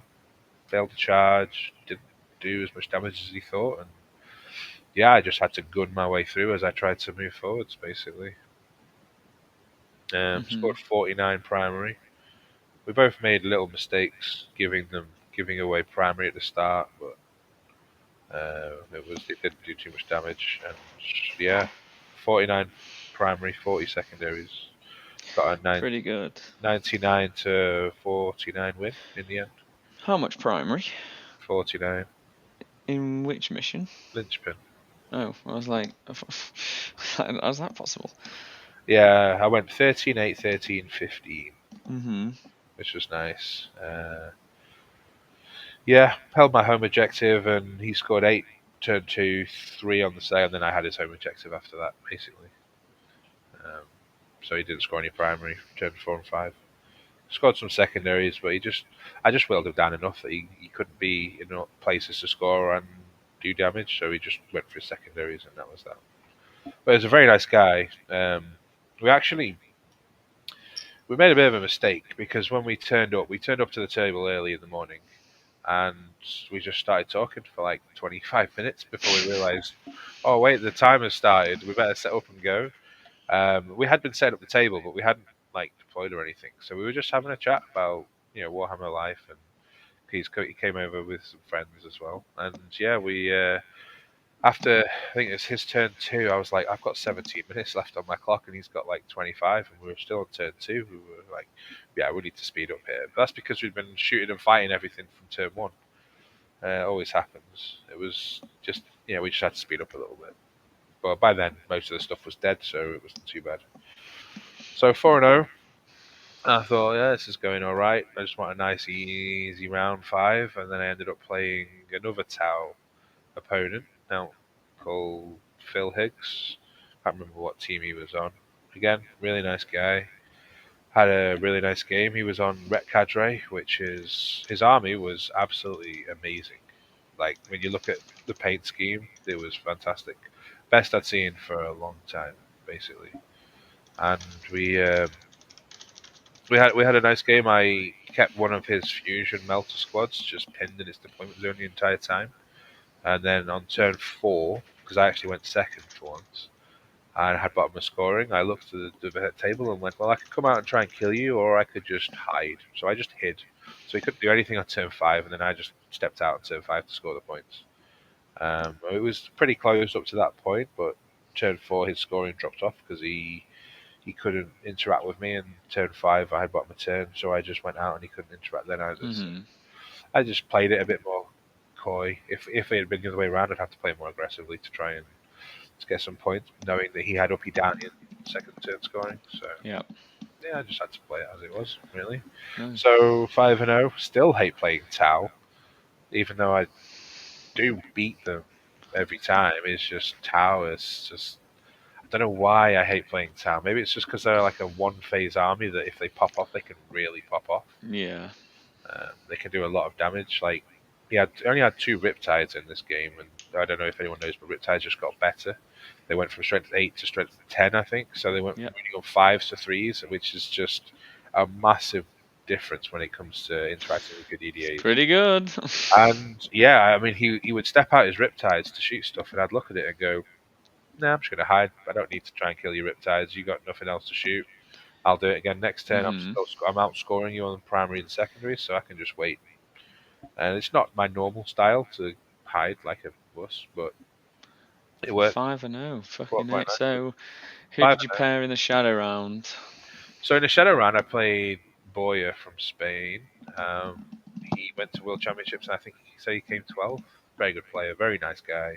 Yeah, his team was called Team Makatsuki, which I think is a Baby Metal reference, but I forgot to actually ask him. So if anybody knows and can get in touch with him, that would be amazing to actually let me know because it's the name of a song that they have, but it's not something that a lot of people know. And Baby Metal's amazing. So if you ever get to go and see them, go and watch them. They're Uh, really good. and he was on Blood Angels. Now, I did kind of have Blood Angels in mind when I made my list. That's why we had two squads of Praetorians in there, as well as the Scorpet Did Lords. you have double Vindicator Blood Angels on your mind? No, I didn't. Double Vindicator, dual. Bile Bald Predator. Predator, yeah. And then there was the Smash Captain with Ragefield Warrior. There was Lamarte, no, Lone Lamartes, which was nice. Dante with 6 Sanguinary Guard, 2 more squads of Sanguinary Guard, I'm just gonna get a drink while you talk about this stuff. I'll some be right back. JPIs. Oh, he obviously doesn't care about this, but he's already heard it all anyway. 2 squads of JPIs, I think, and some infiltrators or something like that to hold his backfield. But basically, I actually thought this was a pretty good version of Blood Angels to face because the extra shooting that he had was just good for my guns. So he actually gave my big gun something to shoot if he stepped out. The problem was he didn't step out. He didn't step out with the Vindicators. He had Mephiston as well. Now Mephiston is a pain in the ass to deal with. 4 up Feel Pain, 4 up Pinball. I think it's like 8 wounds or something. T5 lone up fights first, and he just stuck him on his flank objective and terraformed. And I'm just thinking, I cannot interact with that whatsoever. My Praetorians go out there, he will just kill them because he's got like 7 or 8 attacks in melee. I can't put a Scorpack Lord out there because again, he'll just kill that. I think his melee was strength 8 or something, so he'd be still winning them on 3s. And I tried in vain to advance a little crappy destroyer up there just to out-see him. Just kept failing the advance roll, so I just didn't do it. So he was scoring his flank objective nicely, and I just played a little passive. I knew that the Silent King was an important unit in this matchup. Um, I had spoken to a couple of friends for a little bit of advice in this because it's a tough game. He's a very good player. I wanted to make sure I did my due diligence, and there was a moment in the game where I had to kill a jump pack captain with 5 JPIs in the center to get everything out, and I under committed with my shooting and left the captain alive. I mean, I think he made 2 pinballs against my Minears to keep him alive, but to score the points, I then decided to charge with my Silent King onto the central objective, and this was like a massive mistake that I made in the game. And as soon as I noticed it, I was extremely angry with myself because his Ragefield captain guy was just sat in a rhino 6 inches from my king and who was now sat on a point, and I specifically didn't want him on the objective so that when he came out to hit me, he couldn't get the reroll wounds looking fishing for the devs on this guy. But I didn't think of that when I charged. Completely forgot why I hadn't put the king on the point in the first place. So I charged, killed the captain, and noticed. And I also moved out of my Psychomancer range with the -1 damage for the following turn. So while the king was already -1 damage, he wasn't going to be the next turn if he survived. So at that point, I thought, look, I've just lost this game. This was a massive mistake. This guy's going to come out, and because I don't have a spider to protect me from the mortal wounds, the Ratio Warrior captain's just going to go ham, and I'm just going to die. He did come out. He did go ham. He got quite a few sustained. However, he didn't get many dev wounds. So the king survived on about 12 or 13 wounds, killed the squad back, or another squad that charged him.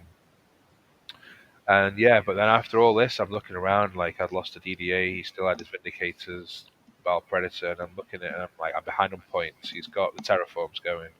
I've got 1 Terraform going, and then I think, okay, well, this next turn will be pretty good, and I can kill him. And then I realized he's still got Dante and 6 Guard to come down. So yeah, throughout the entire game, I thought my mistake was going to punish me and I would lose, but I managed to just get through it. Basically, I managed to kill the right things at the right time.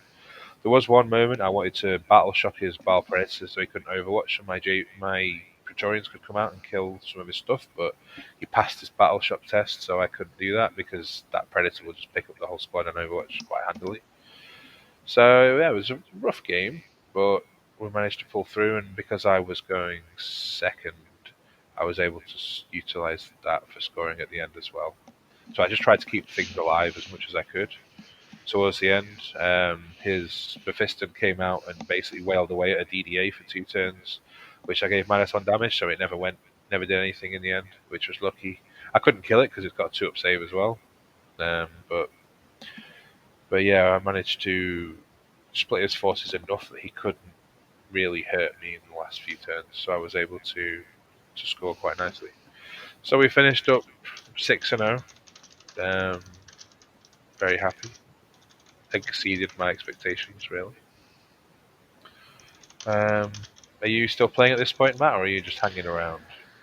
Was I playing? No, you were just hanging around. I was just hanging around you, just fucking watching you sweat. Yeah, well, it was a You just, very close game. I was convinced I wasn't going to get through it because of the mistakes I made earlier in the game, and luckily I found the right path to victory on that one. So yeah, then we round 7 paired into Jay Sebring from Vanguard Tactics and his Dark Angels, which so Dark Angels just got a bit of a buff again in the matchup against us because the King lost ignore mods. So their armor contempt -1 damage on the Deathwing Knights is now a viable thing that they can do, and a lot of our melee is 2 damage, so it made the game a bit more tricky. Thank you for helping me set up the table, by the way. In that it's game, I alright. think they said we had like 15 seconds before the round started, and we hadn't even done anything. So Yeah, we actually got Nas setting up tables, which was crazy. Because yeah, he had lost in the previous round to Liam, so that's the second War Masters player that got Liam's. knocked out by Liam. Yeah, so we're in good company, I guess. Hmm. So he was playing Dark Angels, which I hadn't played much before, right? I've played the normal build with 15 Deathwing Knights when I had the King going, right, well, I'll just ignore him on some Yeah, and renegades or Jay something. had some weird stuff in that list, right? He had some land speeders, right? Yeah, lots of different kind of land And there speeders. was like a special Raven Wing one, and I didn't quite know what all of them did. Land Speed of Vengeance, I think it was, which turns out it shoots back at you when you kill something near it, which I didn't know until I'm halfway through my excavation. But we were in a bit of a hurry, so we didn't really get a chance to go through stuff. I basically killed his Raven Wing. Is it a Raven Wing or whatever it's called? I'm not sure what they're called. One of his special speeders. I killed that turn 1, and yeah, he kind of stepped out, and I remember there was one flank with 5 Deathwing Knights, and I shot 2 DDAs in it at it, and then I charged it with Praetorians, Scorpet Lord, and my command barge, and throughout all of that, I killed 3. 2 DDAs, command barge shoots melee, impact mortals and melee from a Scorpet Lord, and 5 Praetorians, and I killed 3.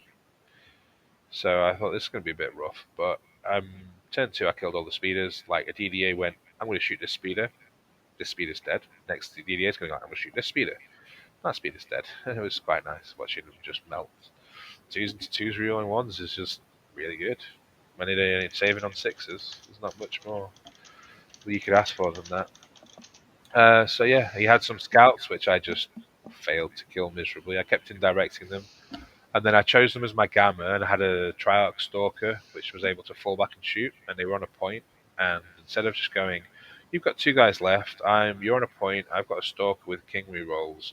I should just choose the 2 melters here and go 2s into 2s with no save. You're dead." And I chose the Flamer and didn't kill anyone. Yeah, it was. I was tired. It had been a long day, but we managed to win that game.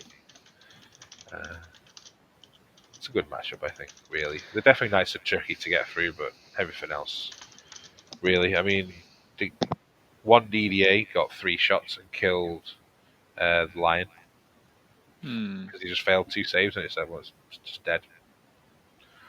2 saves, gone. I mean, 3 up invul was horrible to get through, but yeah, what can you do? So yeah, 7-0, tired. Hadn't eaten all day. Got home, ate like 4 chicken sandwiches. Was that for you? Yeah, I was knackered. I'd been up since 4:30 or something. Like I couldn't. I just woke up and I just could not fall back to sleep whatsoever. Yeah, I was just like, fine. I mean, I got monstrously pissed on the night before. I went to my mate's hotel. He bought me dinner, which was really nice of him, nice and we candlelit just dinner. yeah, pretty much. We had wine. I'd never had nice wine before. It was wine that didn't taste of like embalming fluid. You know what I mean? Just absolute, just toxic waste. It tasted actually good. I was like, wait a second. I wondered why you were walking funny. Oh yeah, and then And what else? God, and then we had this like charcuterie board. Is that how you pronounce it? Yes. That was terrible. That was just like cheap, Salami. like fake cheap meat. Yeah, it was just not good. And I also burnt my mouth on Friday at the Invitational on this pizza that the guy told me was hot, and I blew on it for about 2 seconds and then bit into it and I burnt my mouth. I was like, well, I'm a fucking idiot. Um, but yeah, I mean the food trucks were pretty nice, but we'll talk about that in a bit anyway. So you're going into the next day, Yes. and then guess what? Liam's made to top eight, Mm. so that means pod of second chances. Matt Bell, who's in second place, gets to play in the Invitational. Liam comes up to me on Saturday night, Sunday night, and he's like, Matt, I got into the final for you. Oh, I got into the top eight for you. Like you can play. So I said I would. I promised, and he was like, oh, thank you so much. And I gave him Nice. a hug, and Thank you for that. yeah, it was really nice. And Yeah. So I making into the top eight, I meant I couldn't play in the Invitational.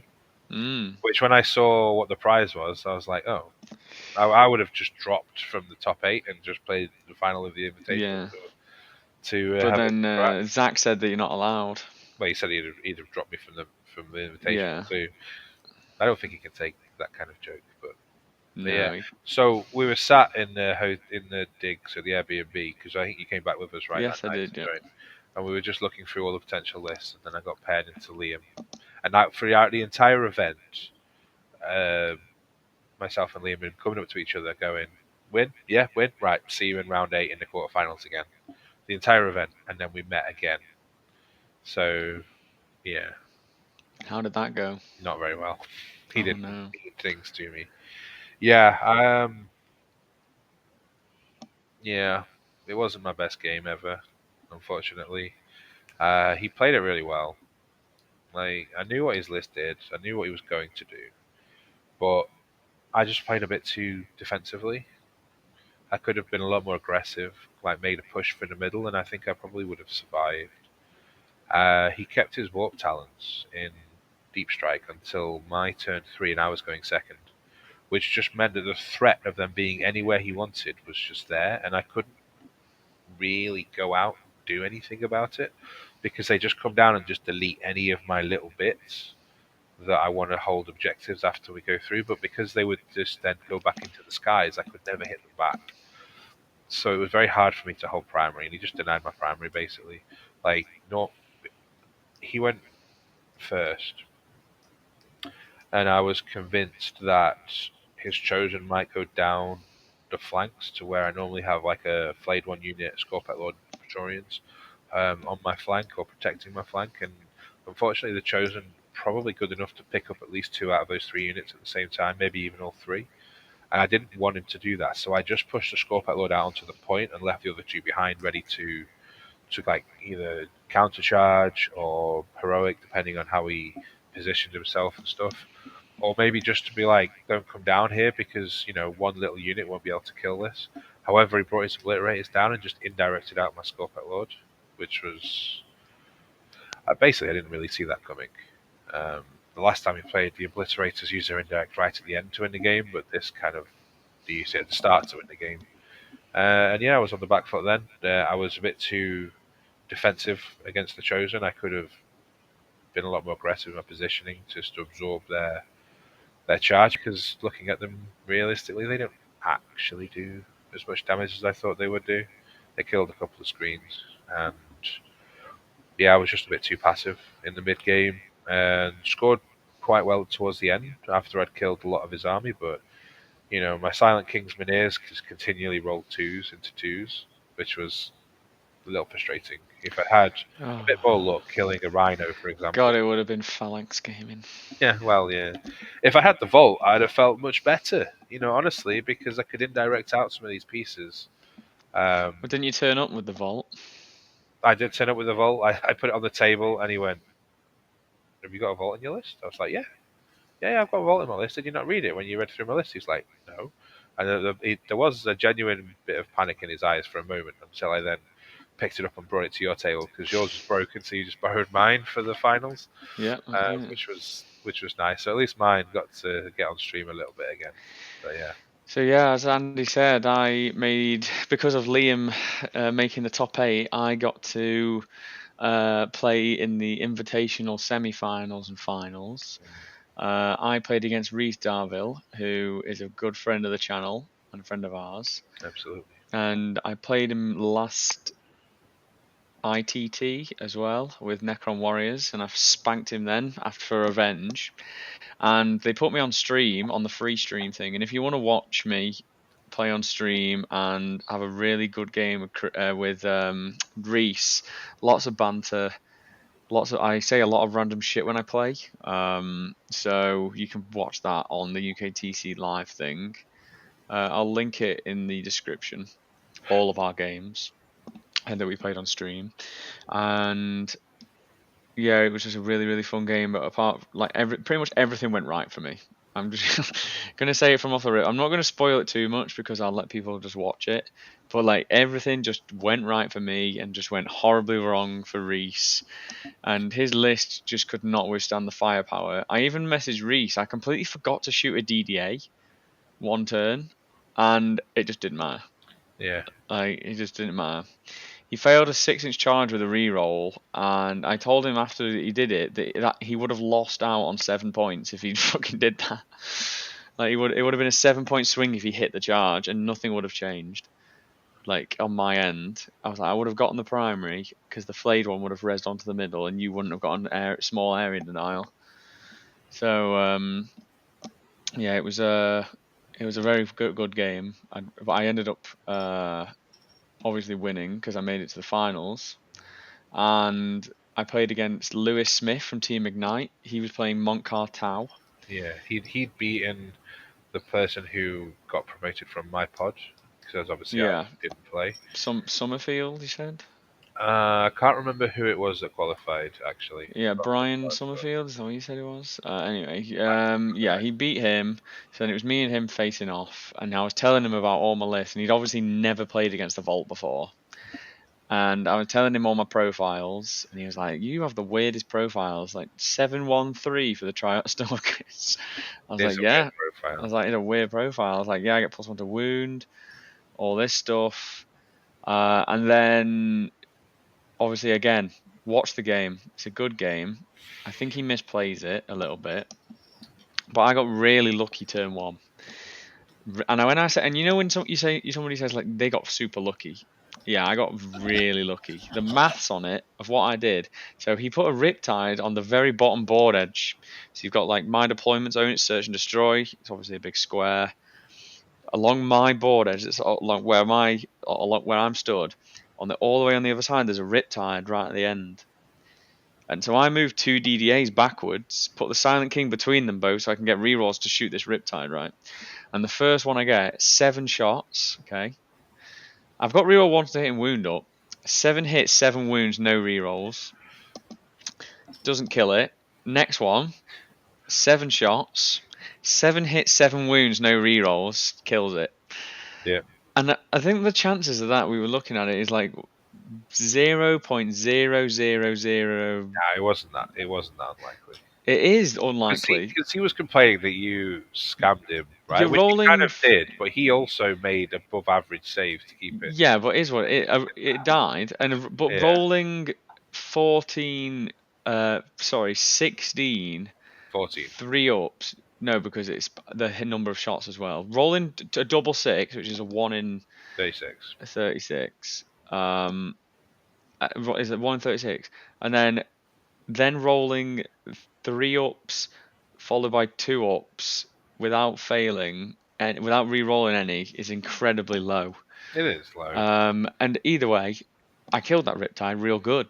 It died. It died. And I pretty much just sat in my deployment zone all game.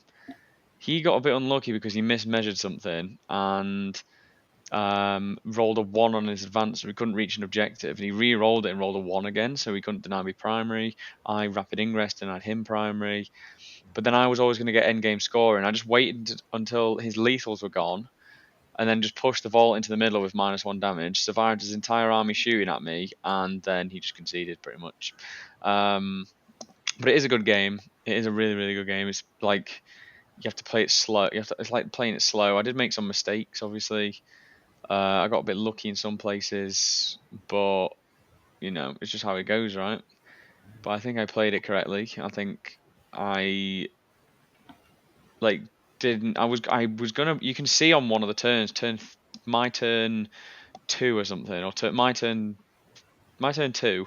I was gonna push the king into the middle, and I was like to stage behind a wall, and I was like, no, I need to. What is that face? Have you just looked at the Bob teams?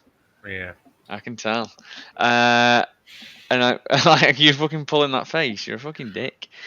You got a good team. we're not in the Um, same team. I was hoping we'd be in the same team.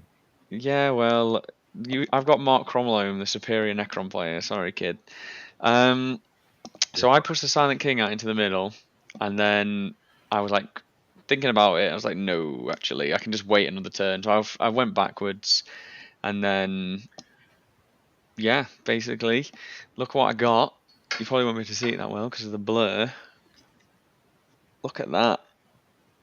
Oh, fucking Congratulations. wow. I'm Best not. I'm not. general. I'm not jealous or anything. Andy was telling me all drive home about how he would kill me to get this trophy. Look at that.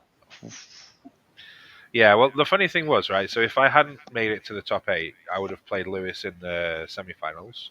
And given that it was The the same same matchup. list, probably would have won. I still think Tao's a good matchup for Necrons. Obviously, he's a good player, so there is a chance he would win. But I would probably have won. You would have beaten Reese, and then we would have played the mirror match in the final, which At would the have been same moment. hilarious. It would have been. It would have been boring, boring, but It would have also been fun. so boring to It watch. wouldn't. We'd have had a laugh, and We would have had a laugh, but I don't know if the viewers would have enjoyed a Necron mirror with their identical lists. identical lists and identical deployments, right? Because you Yes, I just said, said well, I'm that just I'd going to just copy copy your it. deployment. Yeah. So, Well, I mean, we also said to Lewis, like, look, we're just going to tag in. I'm just going to tag in when he gets a bit bored and needs to go. I'm just going to tag in and carry on. yeah. Exactly. That. Yeah, he wasn't happy about that either. But we had a great run. Mm, Um, we did indeed. oh, it was such a good time. Like, obviously, what would you change about the event, that how it was ran? Well, the invitational for me was a little bit of a miss. Like, I love the idea of it and making it bigger as well was nice, but there wasn't. There was never any information given on what there was to win or anything like Mm, that. So and it's basically like a once and done. With the way the pods were and only four people progressing, it was always the case of, well, I've lost my first game, I don't need to play. So a lot of people actually dropped after that first round because they're just like, well, there's no point now. Um, and then it's like, well, okay, well, let's win our pod and get to the top, but then you qualify. So three of the pod winners, or two of the pod winners, right, um, got through to the top eight. Didn't even play in it, which is a bit of a shame when there's a nice big trophy on the line. It would have been nice to have won the trophy. So for me, for that, I would have made it a bit more self-contained on the Friday. Maybe just say, look, we'll do 4 rounds on the Friday. Have two pods, um, and the two winners of the pod after 3 rounds go and play. yeah, having to like wait until 11:30 at night, Yeah, Sunday night, to find out if you, as second place, had made it or even to, third place. or even third, had made it into the finale of the pod stages, like you'd progress into the finals, semi-finals, was a big miss. And luckily, I was staying anyway because you were there, Nas was there. I wanted to watch the games anyway. Obviously, because Liam was in my pod, I had a very, very good chance of playing. I Yeah, wasn't working Monday. I was like, I just want to stay and watch the games, to be honest, and just hang out with everyone. but but Um, like Reese. Reese went 4-1 Reese in the drove main event. home. And he went home, which was like a 3 or 4 hour drive. Yeah, He it's was like a saying. 3 hour drive, and then drove back Then on. then you get an email going at 11:30 going, you're in the invitational final. So that was a little bit of a miss. Like the invitational idea is really cool, and I think they can make a big thing of it. Yeah, the timing on it was like you could just do it all on Friday. As it turns out, you're inviting some of the best players in the world to your invitational, where the odds are they're going to do really well in that, and then do really well in the main event. And while it is Yeah, very difficult to get to the top eight through the vast amount of good players that were there, you could still put your money on a certain, few people probably making it anyway. and unfortunately, I wouldn't say it sullied the invitational finals because there was three second places and a first place from the pods, but everyone who was there deserved to be there anyway, and the games were good, and well done for winning, bastard. Thank you. Try my Bastard. best. But Uh, yes, watch the stream games. They're quite fun. I like I like playing on stream. I think I have played on stream now 5 times, and I played a vault every single time. Mate, you And I only won don't, with my vault, right? You didn't and win with I've only won with your vault. So yeah, crazy. Um, quite happy with how I did in the main event and the other event. It was nice to be able to do well with not just Necrons. I think it looks good for my England application.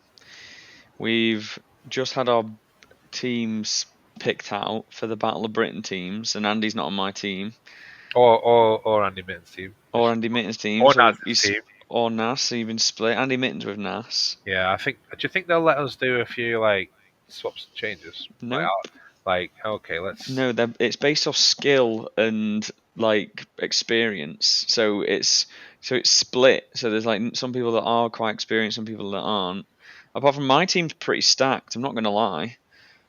I don't So know. I'll be honest. I don't know who Matt Muscat is. no, I've never heard of him. Obviously, I know Chris, Greg, Mark, Mike, Duff. Yeah, so I've got a pretty good team.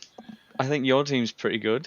Well, we've got Chris Langdon, who was also top James rated. Ball is the guy that knocked out fucking hell, what's his name now? Scary. Stephen Box. Oh, Um, and then Brett Armitage is a AdMech player. Connor Nichols is one of our viewers. He plays Necrons. He also plays some other stuff, obviously. Adam Big Palms. Ed Watson with Nas. I already know what Ed's playing. Ed's playing World Eaters. yeah. Well, Um, so yeah, I mean it's some good split teams. I thought they might have put like like one team that they wanted to go out there and win it clearly, rather than split the three teams evenly. If you know what I mean. But hey, I don't make the decisions. I'm sure it'll be a good event. I look forward to playing with them. I assume you'll be on AdMech Yeah, with Mark. So AdMech. I'd like to try Sisters, not for a tournament, but I do want to try them. They look pretty good. they are good. They're winning well at the moment. They've Yeah, got I want to good try them. stats. But anyway, back to LGT. Obviously, the other feedback from the event is, I think LGT might have outgrown that event hall now. You're getting about 2,000 people in there with all the other games included. The food truck queue was a bit long. The toilets were a bit short in numbers, and obviously the tables. Where there was literally no space to play. So while you can get over that, it just means that the games take a bit longer because instead of just putting models on the side or your dice on the side, you're then having to move things around on the table. You're having to go under the tables a lot more. So it just makes the actions in the game a little bit slower, which probably doesn't help. Some of the people that were there. It would have been nice to have the usual space or a bit more, but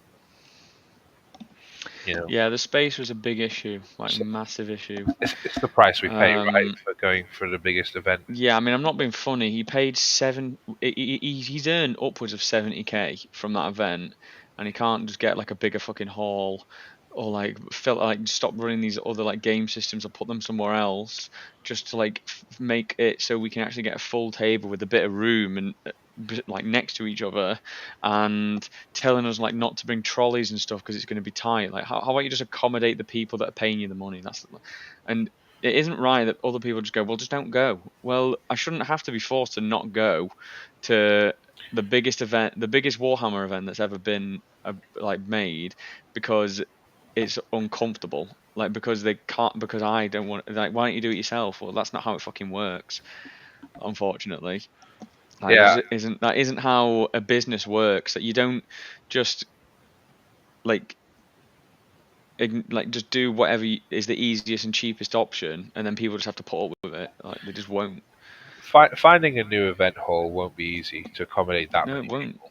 Right. So might be a case of where it is actually limited next year. Like the NEC is massive. Do it in fucking. I know it's not in London, but you could make Birmingham a massive one. But everyone wants to go to London because it's easier to travel to. But Birmingham's the centre of the country. Surely it's easier for everybody to travel to Birmingham. I mean, there has to be an NEC equivalent in London, right? Yeah, there must be There has to some. be. There has to be. It It's just probably just silly costs not to. so much to rent. He's probably just getting it so cheap where it is. Or like, but even in that building, there was room. There was room where all these other game systems are being held. Just have like stuff up there. Or just get rid of the Games There was Workshop promised to be like shop. But 12 food vans or some shit. There was like 6 or 7, and it took 40 minutes to get food. Like, I had food on the first day when I was in my game where I didn't play it. And then there was no queues, and then after that I didn't bother because I just thought, well, there's no point. I'm not spending my entire day just stood there yeah. queuing for lunch. I will just go around and talk I to people queued as I up need. to get something. I had a ticket. They called my number. I went to grab it up. I even forgot what I ordered. I was like halfway through eating it, and then they called my ticket again. But I'm such an honest person. I didn't go up and get it again. I was like, I've got it here. It's like, Yeah, but you I mean, crave. the food was nice. It was You nice. know, meeting everyone was nice. It was crazy just how many people we knew. Like, you're just walking down. Someone's like, "Oh, you're right." You're chatting. You go over. Someone's chatting like, "Oh, I watched your podcast." Da da da. Oh, it's awesome, No, amazing. it was very nice to meet a lot of people that I would not meet before, Yeah, who were viewers of the podcast, and people that you don't get to see very often. There was a moment where my water bottle was empty. I wanted to go and get some water. It took me 55 minutes nearly to get from one end of the hall to the other because every time I would talk, I'd just turn around and be someone there to talk to. It was quite it surreal. was so good. So yeah, And I also just want to say how well I think the judges did. There was a lot of players there, and the judges did really well. Um, I didn't see any issues. I think the general play from everyone there was also really nice. There didn't seem yeah, to be many like big issues. yeah. I didn't have any issues at all. Everyone I played was really sound. Sometimes you just get like that one bad egg. Didn't have anything. Not even like a whiff of any kind of sour shit going on. It was perfect. Yeah, it was nice, and it was refreshing as well to see. Because quite more often than not, I will be playing an event and there'll be issues on the tables, one way next to me. Sometimes there'll be two judges watching over a table because just two players just couldn't get on with themselves. But I didn't see any of that, which was really nice as well. Yeah, for sure. Yeah. So I mean, the event was great. I finished sixth overall, which is an improvement from last year. It's hard to improve from seventh last year, but I managed to do it somehow. So now, got a target for next year. And I finished 39th. Top. So you must have scored well to finish towards I the top dropped end of the 40 bottom. points. That's good. I mean, So, going for like big points in game is risky sometimes, depending on the matchup and the people you play. But if you go like say X and one, if you want to finish high, then you do need to score well in your games. Otherwise, if you just kind of win all your games, then you obviously just finish higher up. So it's a bit of a tricky one when you build your list out. How you determine whether you're going just to try and win a game, don't care about the points, or try and smash everyone really hard. I guess hmm just unlucky that you run into Liam round two, basically, isn't it? If you run into Liam round seven, eight, or whatever, then you lose. It's like okay, I've had a good run, and you still had a good run. It's just it could have been better if Liam was round seven instead of two. Um, Yeah, Oh, we've been talking for nearly 2 hours. I don't know if we're gonna have time to show all these. yeah, we need to go through them. It's LGT. We need to go through these lists. Well, it'll be quick then, because Mhm. I do not have long. So obviously we're only going to talk about the Necron list. We're not going to talk about Yes, admech. we're going to talk We're about not the an admech Necron channel. list. These are just all the lists that went 4 and 1 Yeah. at the event. All right, Is this in order of this is finishes? bottom to top. Because I mean, I'll be honest. Like overall, I don't think Necrons did particularly well. We had, a few who went 4-1, but it was only me who went undefeated. Um, but yeah, we had a couple, but This is bottom to top. Star Shatter, 2,000 points. It's actually Star Shatter 1990 points. So that's you the need to advert. change that. You need to change that name. No, No, but it's he's called uh, it Star Shatter 2000, uh, and it's 1990. So you need to change that name. Nightbringer, Imatech, Technomancer with -1 damage. Silent King, yeah, Reanimator, Wraiths, DDA, DDA. Duh, duh. Lich Guard 5 Lich Guard. by themselves and two I, Ophidians. I think we I covered don't this like. last week, right? Yeah, Yeah, yeah, I we don't think like so. I this think stuff. that's why it's just gonna be brief because we did cover it. He But did good. he went 4-1. I'll have a quick look at who he played. Yeah, double Ophidians. Reese Jarvis. He lost to Brian Seep in round one, which is just horribly Oh yeah, it's a unlucky. rough That's game that Orc list. that is a rough game. Well, it's not the Um, Orcs, it's the player more than well, and Orcs is a tough game yeah. still. Reese Jarvis lost round five to Don Ridley's Imperial Knights. I think he was on. Mm. Which is, Catacomb Command Barge with -1 damage. Imatech, Technomancer, Yeah, this is just the Wraith, double Wraith brick yeah, as it goes. Lost Imperial Knights, which I'm not surprised because it's not that good into Imperial nope, Knights. Jack exactly. Green, Hypercrit Uh, with 5 Catan, went 4-1, and a Hypocrite. Psychomancer. What did he lose to? He lost to our favourite fake Necron player, Danny Everson, in round Oh, three. did he? He did. Yeah, on his was Raven Guard he was on. Yes, he was. Swapped over and then said afterwards that he would have done better with his warriors. Yeah, Ewan, who we covered for the Invitational, yeah. So I played him in the Invitational. He was playing he's the just same got list. Warriors. Warriors and Starshower are good, by the way. Well, I They're, don't they're think just this not as list good in is Awakened. the way, especially the way that it was played. In that you stick the warriors out to absorb damage, but they can't absorb the damage as much in this. Yeah, they just You gum shit up. That's what they do. And um, they do absorb damage because they can just on these boards they can hide behind walls. You have like real damage still, but you're not just yes, putting as many points into this thing. And it's probably for the best considering we can't double strat in UKTC, or Ghost Arc and something else. So it's fine to. maybe. I think But it's still acceptable. when I shot it with the Vault, right, and I think his crypto thralls took lost 3 wounds out of the 23 saves that I handed in with my Tesla spheres. So I There was you just go. like, this is ridiculous. Boom. That's only 5 more than average. So Only 5, but that would have killed the crypto and 2 warriors and made it easier to kill the unit, which obviously. only 5 more than average. Anyway, If this it for both thralls, I mean, it's 5 more than um, average. Star Shadow, Barge, Orican. So this guy's running warriors and wraiths. he also lost to Brian in round 5. Brian just fucking smashing for every orc player. The Necron fucking killer here. Yeah, Orcs are just pretty good into Necrons. All hail Zeraz. So he's playing the huge.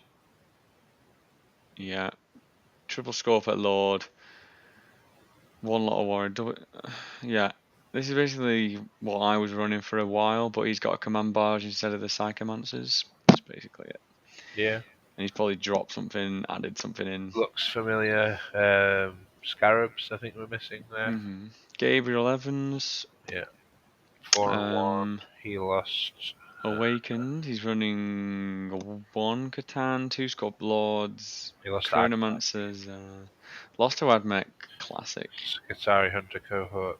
Yeah. I really wanted to play against Necrons, so sad I didn't.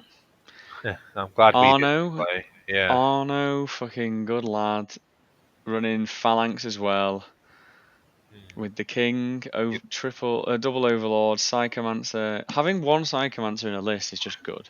he lost to I'm not gonna lie. Custodes, Lost to which on you Purge. can kind of understand because he's gone double Lich Guard. Now Yeah, double they Lich just Guard, shred they Lich Guard.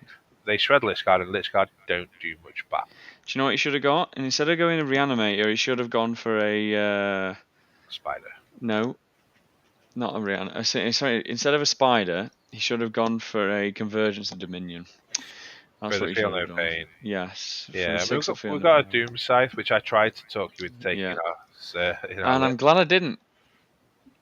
It I'm would glad have I it would didn't. it would have one shot the. Imagine if he had a Vault in that matchup. Well, I did try and tell that when on Monday when we were. while you were playing your final game, I was talking to him about Phalanx Oh quite yeah. a bit. Um, yeah, he's like he likes his Lich Guard, which is fair enough. Triple Stalker, good Triple lad. Stalkers. He's just a good Necron player. He's one of the best Necron players in the world. He So is. that's why he plays on France every year. I wish I'd had more time to speak with him a bit more.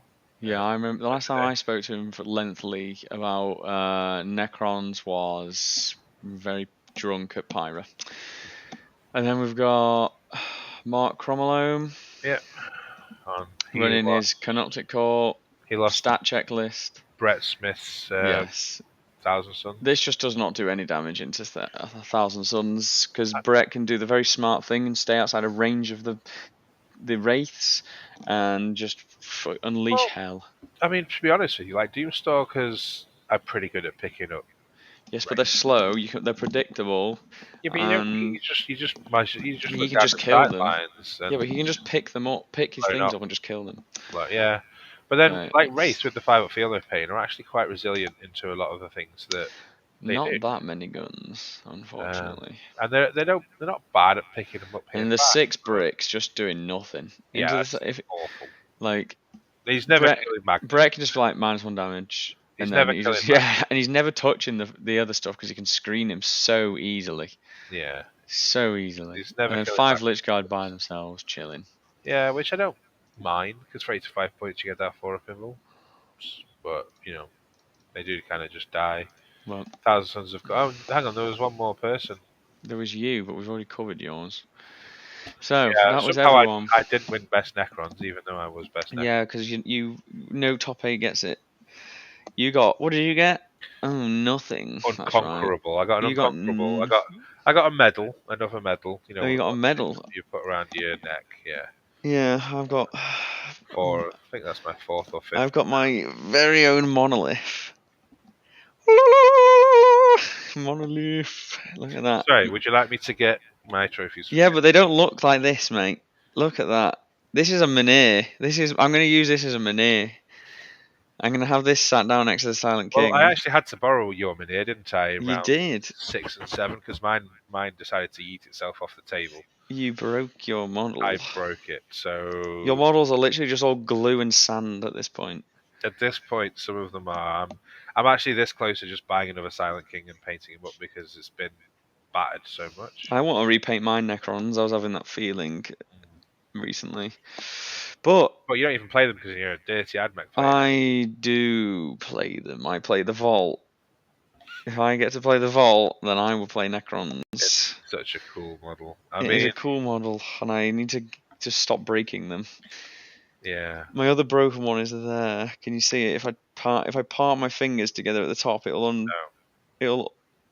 what? Like I'm Too small. molding. Yeah, look at that. It's there at Right, the so you've got top. two broken vaults. Yep, that's right. They do kind of break. Like They are breakers. I was looking at mine on your table when you were playing. I'm thinking one of them struts is starting to sag again, which isn't very good.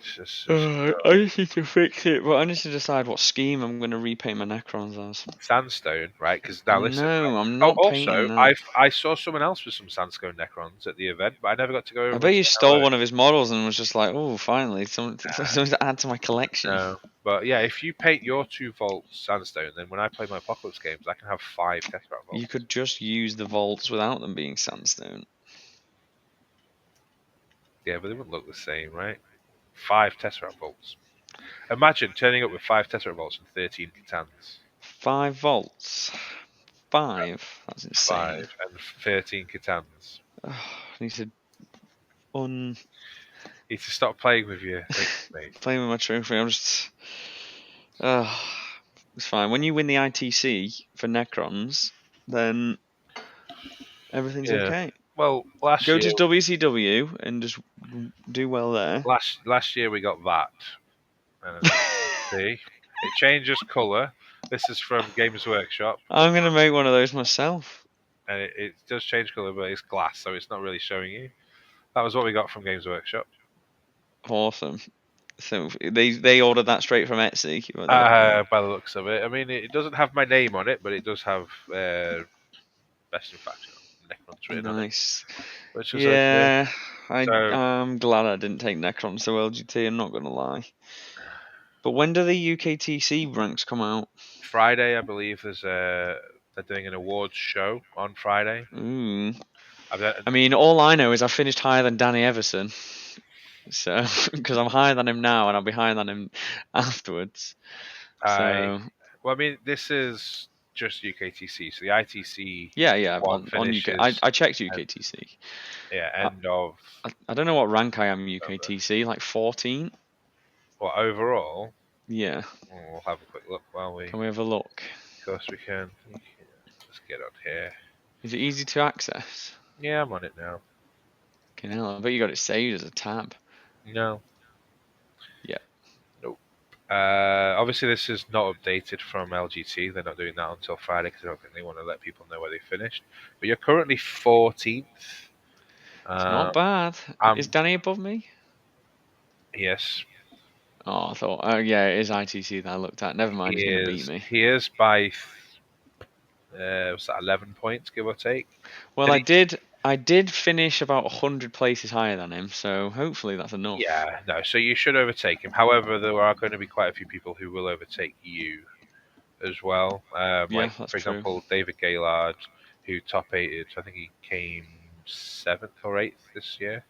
He's below you. Um, so there'll be a few people who will overtake you from below. But I think you Hmm. should finish around the top 10 What about the King of where you are. 10th? Nassim's the King of 10th, apparently. Currently the king of 10th. And you are 8th. I am, but I will improve after this. Thing is, though, all these people above me have had I mean, three I'm not even on there. LGTs. I don't even know why. I'm not. Oh, I am. Yeah, I'm 31. They've had three LGTs, and I've only had two because I missed the first year, basically, of 10th edition in terms of UKTC events. Unlucky. Yeah, I mean, it is what it is, right? I'm happy just to be up there, within touching distance of the top. Uh, Mm-hmm. yeah, can't complain. All right, well, that is everything.